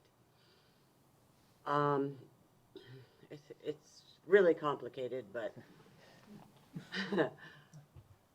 my husband passed away last year and left an inheritance to my granddaughter, of which is currently in probate. So I purchased the property. The property very soon will belong to her. However, her and her husband and family live in the property. The trailer is hers, and I'm not even there. So I'm gonna let her speak in my behalf, if that's all right with all of Sure, you. that's fine, just make sure, let her state her name and address for the record before Thank she you. begins. My name's Mariah Solinsky. We live at 325 Brentwood Drive, Temple Terrace, Florida, 33617. What am I supposed to start with? Whatever you want, it's your time. I'm sorry. Let's talk about the trailer. We have been looking to buy a house. We were renting, and we have been looking to buy a house for about a year and a half. With the first and sole reason was to have a trailer. That was our realtor on our list of things that we needed in the home. Number one was that I needed a trailer for my business. And obviously it took a really long time because I wanted to live in this area close to the university where my husband goes to school. And we just couldn't find any places that weren't in an HOA or weren't in a deed that didn't allow trailers. And so Valentina Porres, our realtor, found this place, and it wasn't our current property, and it wasn't in an HOA, and it wasn't in a deed. And as far as the knowledge that she researched on it, we were allowed to have a trailer. And this was the sole reason we decided to buy this property. We bought the house and moved in on March 1st, and I very quickly bought a trailer on March 18th, because to my knowledge, I was allowed to. And then, yeah, as Mr. Silva said, I think on March 26th was the first violation. It came to a very big surprise to me, as that was the only reason we decided to move forward with buying this property. I run my own business out of my home, and I work mostly Friday to Monday. I deliver for events, like weddings and stuff like that. And so the difficulty that I've been having is, I'm sorry, I apologize. Take your time. On April 20th, I called here because I had some questions. I'm new to this, and I was confused with if I did find off-site parking, a place to store the trailer, I would still have to bring the trailer to my property almost every day, between 5 to 7 times a week, because the things I transport in the trailer are located in my house. And so my question, I don't know who I spoke with, but it was at 3:06 p.m. on April 20th. I spoke with a lady and I had some questions for her. The first ones were, how can I park this legally on my property? Can I build a garage? Or can I put it behind a fence? And if so, in what manner? How high does the fence have to be? Or what does it have to be made out of? And she told me, it can't be within 5 feet of a property line, and the fence has to be a certain height. However, because the trailer is above 1,000 pounds and has 2 axles, that it's considered a utility trailer, and I think she said that it wasn't allowed on the property at all because of that. And so she told me that she would make a note for Silva to call me and make an appointment to come to my property personally so he could help me with my other questions, because at the moment she wasn't able to answer some of my important questions of, I did contact some trailer storage places, but they close at 8 p.m. A lot of the events that I deliver to, I have to pick up at 10 p.m. or even 1 a.m. So obviously I can't bring it to a place that closes at 8 p.m. And so if I bring it to my property at 1 a.m. and it's on my property from 1 a.m. to when I can get it to the storage when it opens, will I get in trouble then? Because obviously it'll be there in the morning or overnight. As well as on your website, it states that utility trailers can only be there to service or unloading, but it doesn't say how long that is. It just says while providing a service or loading and or unloading. And I asked her, how long does this include? Because sometimes it takes me 4 hours to load up my trailer. I have a toddler at home. I need to get her ready. It's only me loading up the trailer, and some of the stuff is really heavy, and it sometimes takes me a really long time to get everything from my garage in the trailer and go. So if the code inspector guy sees my trailer there for an entire afternoon while I'm unloading and loading, well, I get in trouble then as well. And so she told me that he would call me and come to my property to answer my questions and to let me know how I could how I could legally have it on the property. If I have to build an RV garage, I'm willing to do that. I just need to know if I do that, if I spend the money and resources to build a garage it can fit in, can it still come in and out every day? I never received a call that I know of from Silva to schedule this appointment, and I have a very busy work schedule, and life just kind of got out of hand, got out of the way for me, and I never received another violation. The tags that were left on the house and on the mailbox, I never received another one, and to be completely honest, I thought, I'm not really sure what I thought, but I've just been really busy. The house has been a nightmare, and so I've just been busy with other things, and it kind of slipped my mind since I wasn't receiving more of the violations. I have, since then, since before,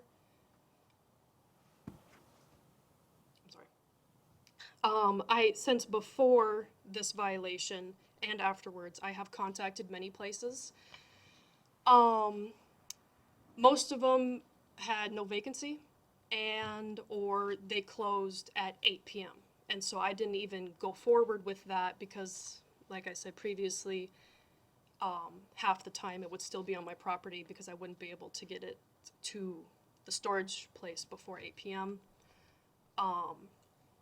As well as I did find some vacancies, but in Brandon or St. Pete, and most of my days start at 4:30, and even if it's a half an hour away, that's still an hour more. I have to wake up in the morning to go and get it, bring it to the property, load it up to start my day of deliveries, and I can't afford, I need sleep. I need to be able to deliver safely and not fall asleep on the wheel.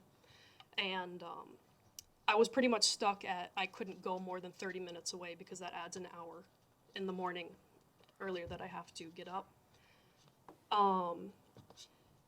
At this point, I want to be able to have, I want to solve this. I want to move on with it. If I can have the trailer on my property legally, I'd like to know how. I just wouldn't know if I have to build a garage, if that would be allowed, but it would still be seen coming in and out every day. And the lady I talked to on the phone, she said that the problem is that the neighbors can't see it. It's an eyesore. So that's why I was wondering if it would be an issue, even if it was stored in a garage on the property, if it's seen coming in and out every day, if that would further cause further issues. I need time to do this. I'm very, I have a lot of work and I'm very busy.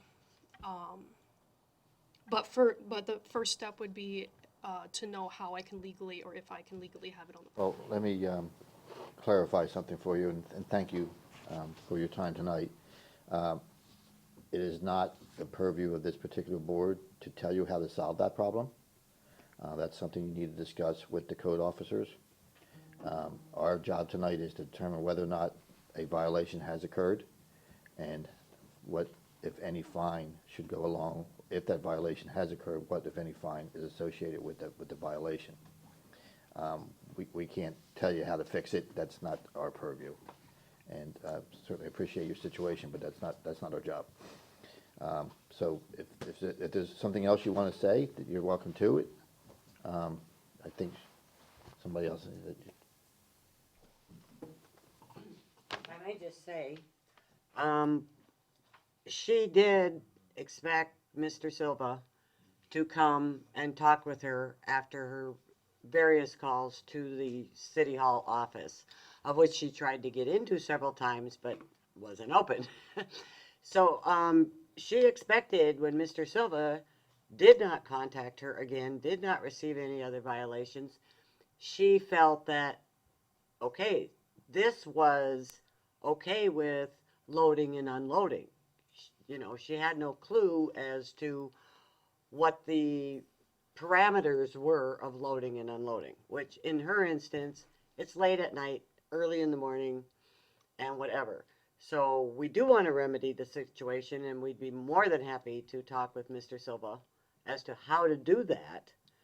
Because like she said, she already has bookings for these events that she has, and if it takes her an extra hour or two, you know, she can't go to St. Pete and pick up her trailer, go to Temple Terrace and load it, and then go to Orlando to an event.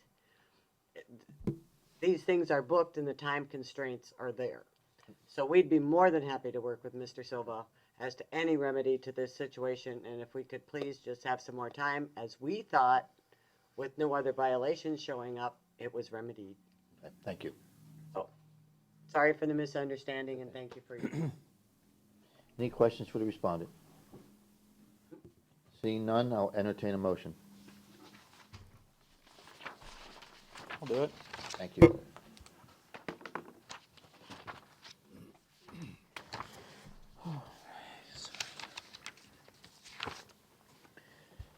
In case number 21-1543, I move that the city has proven by a greater weight of the evidence the following violations of the City of Temple Terrace Code existed at the property located at 325 Brentwood Drive. The violation code section is 12-922A, subsection A. This motion is based on the sworn testimony this board has received from the code enforcement officer, along with any other evidence, including photos, affidavits, and notice of violation, all of which is received and entered as part of the record of this hearing. Further move that said violation be corrected on or before August 11th, 2021. If the respondent does not comply with this order on or before that day, they are ordered to pay a fine for each and every day the violation continues past the date set for compliance. Upon considering the following factors, the gravity of the violation, any action taken by the violator to correct the violation, and any previous violations committed by the violator, I move the fine be $25 per day. We have a motion, do I have a second? I second. Motion is second, any further discussion?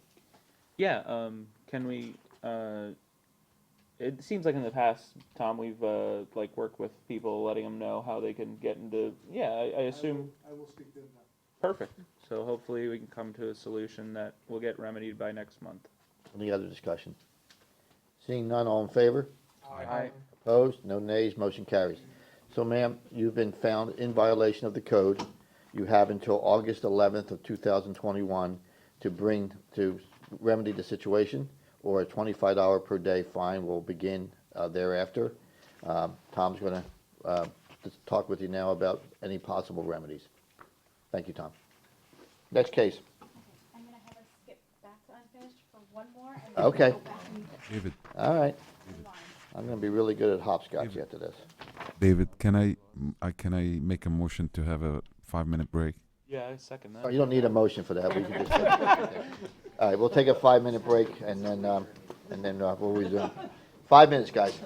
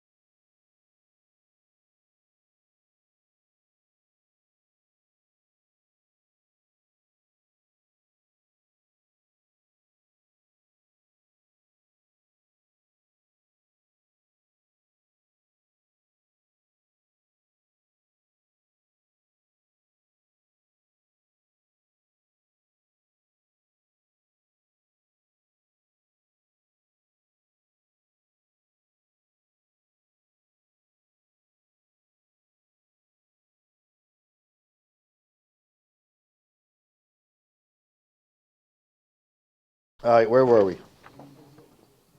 Okay, here on case number 20-6017, City versus Munir Sultana for the property located at 12605 North 51st Street. Is that, Compliance is midnight tonight, and Mr. okay, is that under, it's under unfinished? Yes, Tell me the case number again? 6017. 6017, okay, thank you. And the property is in compliance, as I understand? Yes, okay. State your name and address for the record, sir. Yes, sir. My name is Shazad Rana. I'm the son of the property owner. And I came here like 2 or 3 times, and you gave me extension, and I appreciate that. And I was able to do the software thing. The last time I came, I said it was already done, but I didn't have the pictures with me. And I was told that ask the code of compliance officer to come to the property and see visually, and she did this morning, and she said she will submit an affidavit. And she also advised me I don't have to come, but I said I'll come anyway, just to make sure that everything is Okay, dotted and complete, so I have some personal satisfaction, so that's all. okay, good, okay. Thank you, Thank you, sir. appreciate it. Sorry you had to wait so long to say that. Okay, what, next case? You don't need to stay. Okay, He just likes coming now. yeah, It's cheap entertainment. Just on the schedule. Yeah. We're gonna go back to the beginning under hearings. okay, We're gonna go to case number 21-1923. okay, City versus Patrick B. Clark for the property located at 10901 Ridgedale Road. The case is before the board based on an alleged violation of section 10-35, sanitation abutting property. The case will be prosecuted this evening by Code Compliance Officer Lori Smith. The city has evidence that the notice of violation and notice of hearing were properly served. okay, thank you. I just want to remind you that we still have 0928. Okay, okay, we'll go back again. Okay, no, you're up. Good evening, Mr. Chairman, board members, Lori Smith, Code Compliance. This case originated from a code sweep. My inspection revealed heavy mildew stains on the sidewalk, and it was not neatly trimmed nor edged. At that time, I left a door hanger with the reinspection date of May the 5th, 2021. My reinspection on May 22nd, 2021 revealed no change. Therefore, a notice of violation was prepared with a compliance date of June 7th, 2021.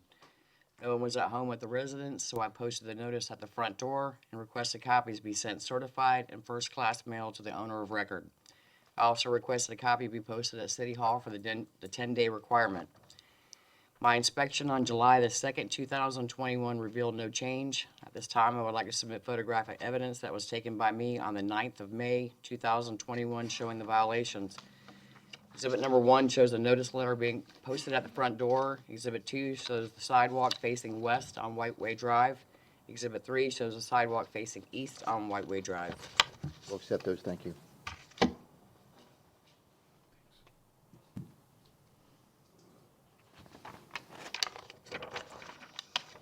Mr. Chairman, as of today's date, the sidewalk has been pressure washed and it's been trimmed. At this time, I'd like to submit an affidavit of compliance, and I'm just looking for a finding. Okay, thank you, we'll accept that. Any other questions for the code officer? So the property is in compliance? Yes, sir. Thank you. Okay, is the respondent here? No, sir. Okay. So, if there's no other questions, I'll entertain a motion. Thank you. Okay.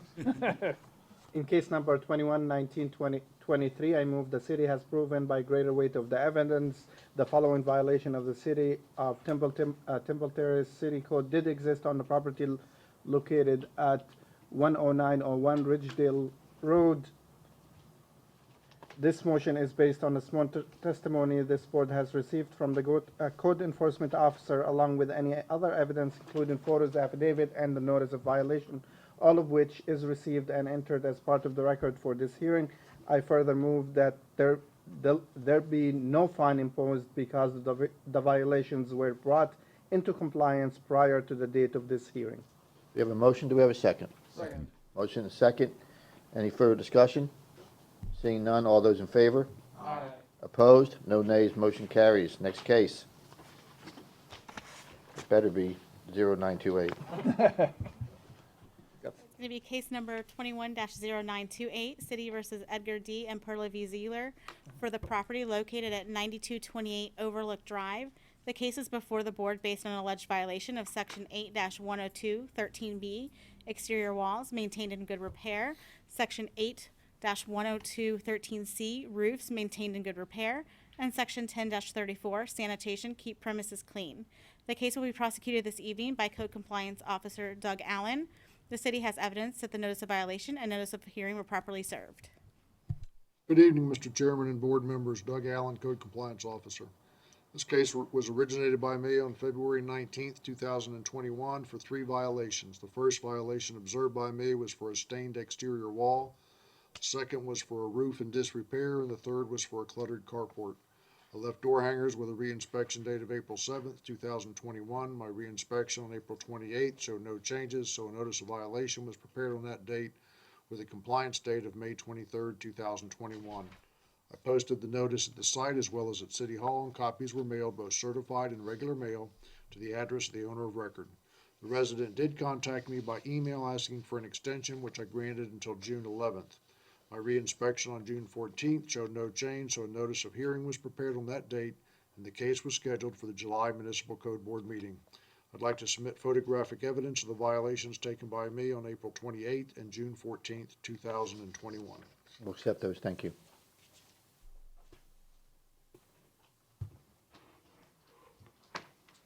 Exhibit number 1 shows the posting of the notice of violation.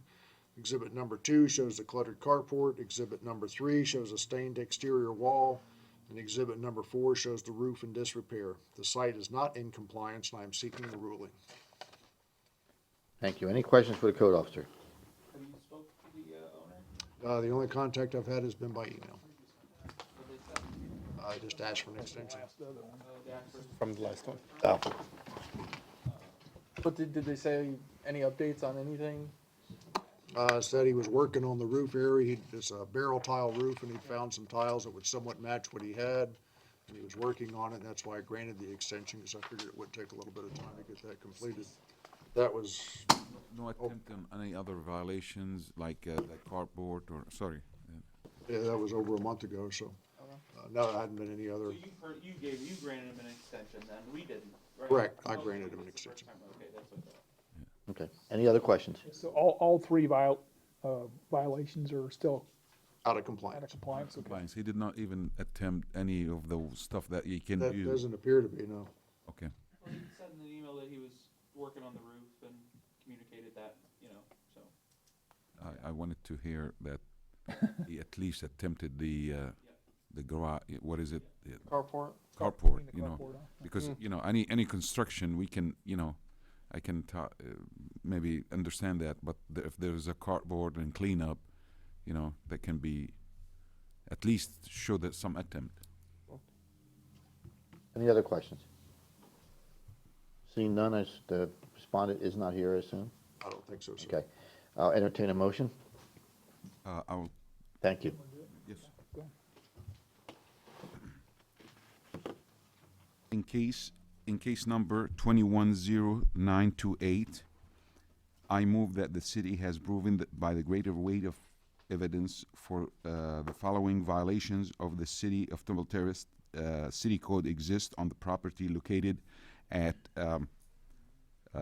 9228 Overlook Drive, and the violations code 8-102 subsection 13 subsection B, and violation 8-102 13 subsection C, and violation 10-34 exist on the property. This motion is based on the sworn testimony this board has received from the code enforcement officer, along with any other evidence, including photos, affidavit, and the notice of violation of all which is received and entered as part of the record of this hearing. I further move that the said violation be corrected on or before August 11, 2021. If the respondent does not comply with this order, or on or before the day they are ordered to pay a fine for each and every day the violation continue to pass the date set for the compliance. Upon considering the following factors, the gravity of the violations, any actions taken by the violator to correct the violation, and any previous violations committed by the violator, I move that the fine be set for all the 3 violations, $25 per day for starting from this. That's it. $25 Total. total for the 3 violations. We have a motion, do we have a second? Motion is second, any further discussion? Yeah, I don't know why, we pretty much have a history of, for multiple violations, we go above $25. And those look like pretty big eyesores to me. I mean, certainly the garage is, the fact that the garage is cluttered and they're pretty easily remedied. So I would personally think a higher than $25, because we typically, if it's a multiple violation situation, we go more than 25. I felt like some of these violations, he's probably gonna do it with the roof. That's what I felt from, and he's asking for more time. I feel like he's gonna attempt to do something. So the 25 will be also to be consistent with other issues. Cleaning up, I think he'll probably, when he hears the $25 per day, he's gonna start cleaning up quickly. So I don't know. I mean, to be consistent with previous findings that we've had, we typically have done more than 25 if it's a multiple violation situation. That's my 2 cents. Any other comments? I would kind of agree with Bill. I think for all 3 of them, and code enforcement's already granted him 1 extension as it was, and there's been very little contact and no visible attempt to make any effort. So it's like, You think? I think like I would think like 50 would. I'd be more inclined to go to $50 a day. Yeah, I was thinking about 50 was what I was. Okay, I can also, I agree with that, because he did not even attempt to do anything, and with Mr. Silva giving him some time. Because like you said, the cleanup's easy. Yes, if he had the extra time already, he could have cleaned that up. At least that, okay. Well, Or given information as to why he couldn't. Okay. I can amend my If you're motion. going to amend, and you know the drill. Okay. Yes, I would like to amend my motion, and I'll move the fine to $50 per day. Acceptable? Okay. I was the second last. You were- Okay, perfect. You guys are learning. Okay, so we have a motion and a second. Any further discussion? Seeing none, all those in favor? Aye. Opposed? No nays, motion carries. Next case, please. Next case is case number 1959, City versus Michael Eastman for the property located at 726 Downs Avenue. The case is before the board based on an alleged violation of section 10-34, sanitation, keep premises clean. The case will be prosecuted this evening by Code Compliance Officer Doug Allen. The city has evidence that the notice of violation and notice of hearing were properly served. Good evening again, Mr. Chairman and board members. Doug Allen, Code Compliance Officer. This case was originated by me on April 23rd, 2021 for landscape debris in the backyard. I left a door hanger with a reinspection date of May 3rd, 2021, and my reinspection on May 4th showed no change, so I prepared a notice of violation on that date with a reinspection date of May 19th. I posted the notice at the site, and copies were mailed, both certified and regular mail, to the address of the owner of record. The resident did call me asking for an extension, which I granted until June 11th. My reinspection on June 14th showed no change, so a notice of hearing was prepared and the case was scheduled for the July Municipal Code Board meeting. This time I'd like to submit photographic evidence taken by myself on May 4th and June 14th, 2021. Accept those, thank you.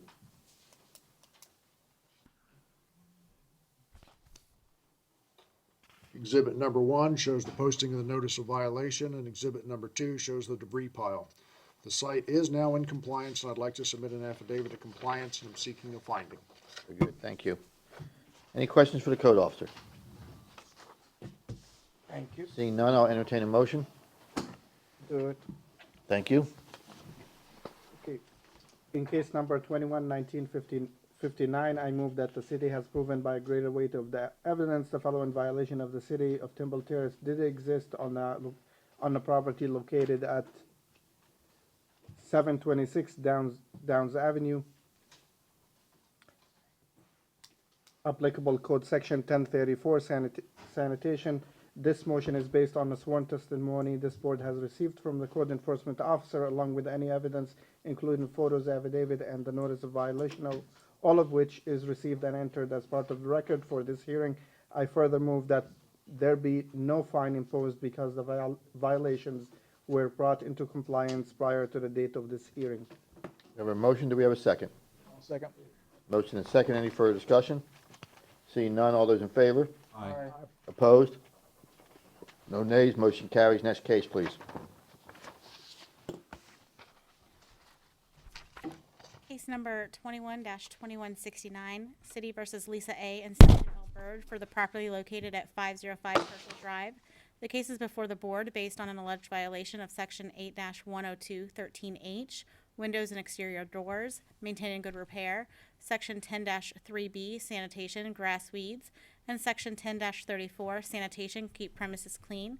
The case will be prosecuted this evening by Code Compliance Director Tom Baroni.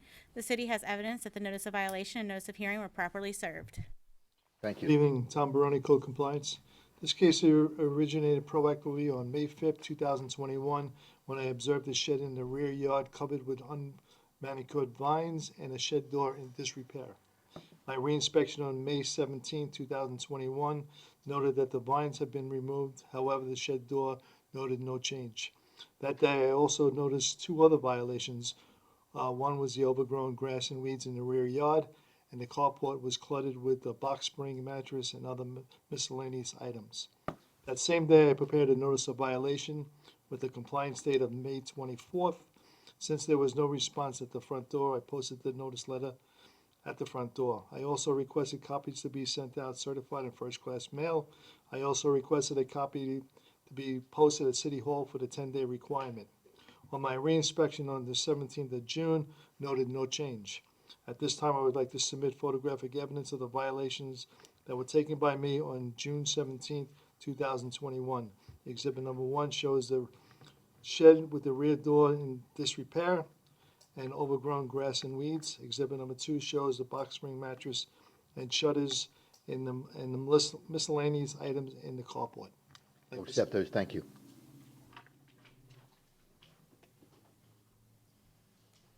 Any questions for the code officer? My inspection on July 12th noted that all the violations are now in compliance. I'm submitting an affidavit of compliance, and I'm just looking for a finding. Perfect, thank you, we'll accept that. Thank you.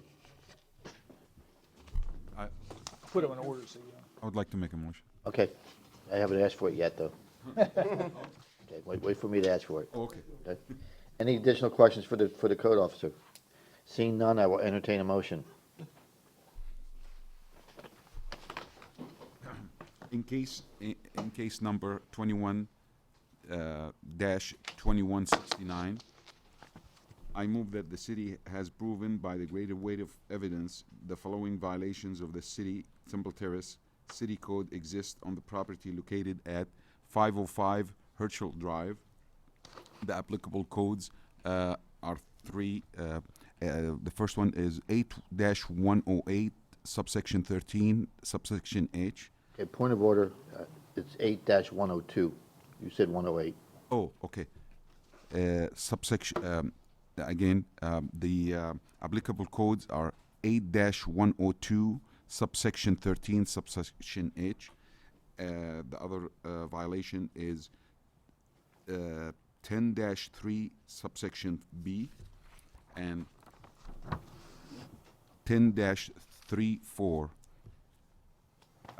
This motion is based on the sworn testimony this board has received from the code enforcement officer, along with any other evidence, including photos, affidavits, and the notice of violation, all of which received and entered as part of this record and hearing. I further move that there be no fine imposed because the violations were brought into compliance prior to the date of this hearing. Do you have a motion? Do we have a second? Motion and second. Any further discussion? Seeing none, all those in favor? Aye. Opposed? No nays. I believe that's the last of our current cases. We're on to unfinished business. Is that right? Okay. Unfinished business, case number 20-5509, City versus Ron Mogerman, TT Holdings LLC, for the property located at 12909 North 56th Street. An affidavit of noncompliance was submitted by Officer Smith for Section 8-1668B. Case number 20-5942, City versus Tarmac America LLC, for the property located at 7801 Industrial Lane. An affidavit of compliance was submitted by Officer Silva for Section 8-28A1, dated June 30th of 2021. Case number 20-0066, City versus Willie Malvu Dent, for the property located at 314 Springdale Place. The deadline for compliance is tonight at midnight. Case number 21-0604, City versus Anthony and Jillian Moore, for the property located at 941 North River Hills Drive. An affidavit of noncompliance was submitted by Officer Allen for Section 8-28A1. In case number 21-1913, City versus JJB RE LLC, for the property located at 420 Mission Hills Avenue. An affidavit of compliance was submitted by Officer Allen for Section 8-28A1, dated June 17th, 2021. Thank you. Okay, now we're going to go to the quarterly liens list review. Okay? The following are all going to be continuing noncompliance. Case number 08-0292, City versus Christopher B. York, 7604 Leon Avenue. Case number 16-2397, City versus Dudley A. Black, 9408 Hidden Ridge Place. Case number 17-2613, City versus Dudley A. Black, 9408 Hidden Ridge Place. Case number 17-2746, City versus James Stevens Johnson and Glenda Johnson, 104 Holland Avenue. Case number 19-4940, City versus Robert and Lisa M. McNeil, 9406 Hidden Ridge Place. Case number 20-1531, City versus Vincent R. and Cynthia J. Atkins, 5513 Temple Heights Road. Case number 20-4202, City versus McNatt Family Enterprises, LTD, 12904 North 56th Street. Case number 20-4997, City versus Timothy Thibodeau, 113 Glenridge Avenue. Case number 20-5214, City versus Timothy Thibodeau, 113 Glenridge Avenue. Case number 20-5509, City versus Ron Mogerman TT Holdings LLC, 12909 North 56th Street. And case number 21-0604, City versus Anthony and Jillian Moore, 941 North River Hills Drive. Very good. Thank you. Does anybody have any new business? I do, if no one else does. It's the question has been brought to my attention, and I'm bringing it to your attention for your either action or inaction, to start our meetings a half an hour earlier at 6 o'clock rather than 6:30. I'm just wondering what the board's pleasure is. We used to do it at 6, and we moved it to 6:30 some years ago, and the question has been raised whether we can. Is there any? If anybody is wants to, doesn't want to, what's your thoughts? They seem to be going later and later. I'd be okay. Start earlier so we. Yeah, I'd be okay with that. Same. Yeah, it works for me. Okay, so if you would just make a motion to start our meetings at from now on at 6 o'clock rather than 6:30, I think that'll do the trick. Somebody? As long as it comes on the agenda. Mark, you okay with that? Yes. Okay. Okay, I'll make a motion to start the Municipal Code Enforcement Board hearings at 6 p.m. instead of 6:30. Okay. We have a motion and a second. Any further discussion? All in favor? Aye. Opposed? No nays? 6 o'clock. Okay. We are adjourned. Thank you. Appreciate it. Nice discussion tonight, guys. Appreciate the openness and explaining yourselves and all that good stuff. Wonderful.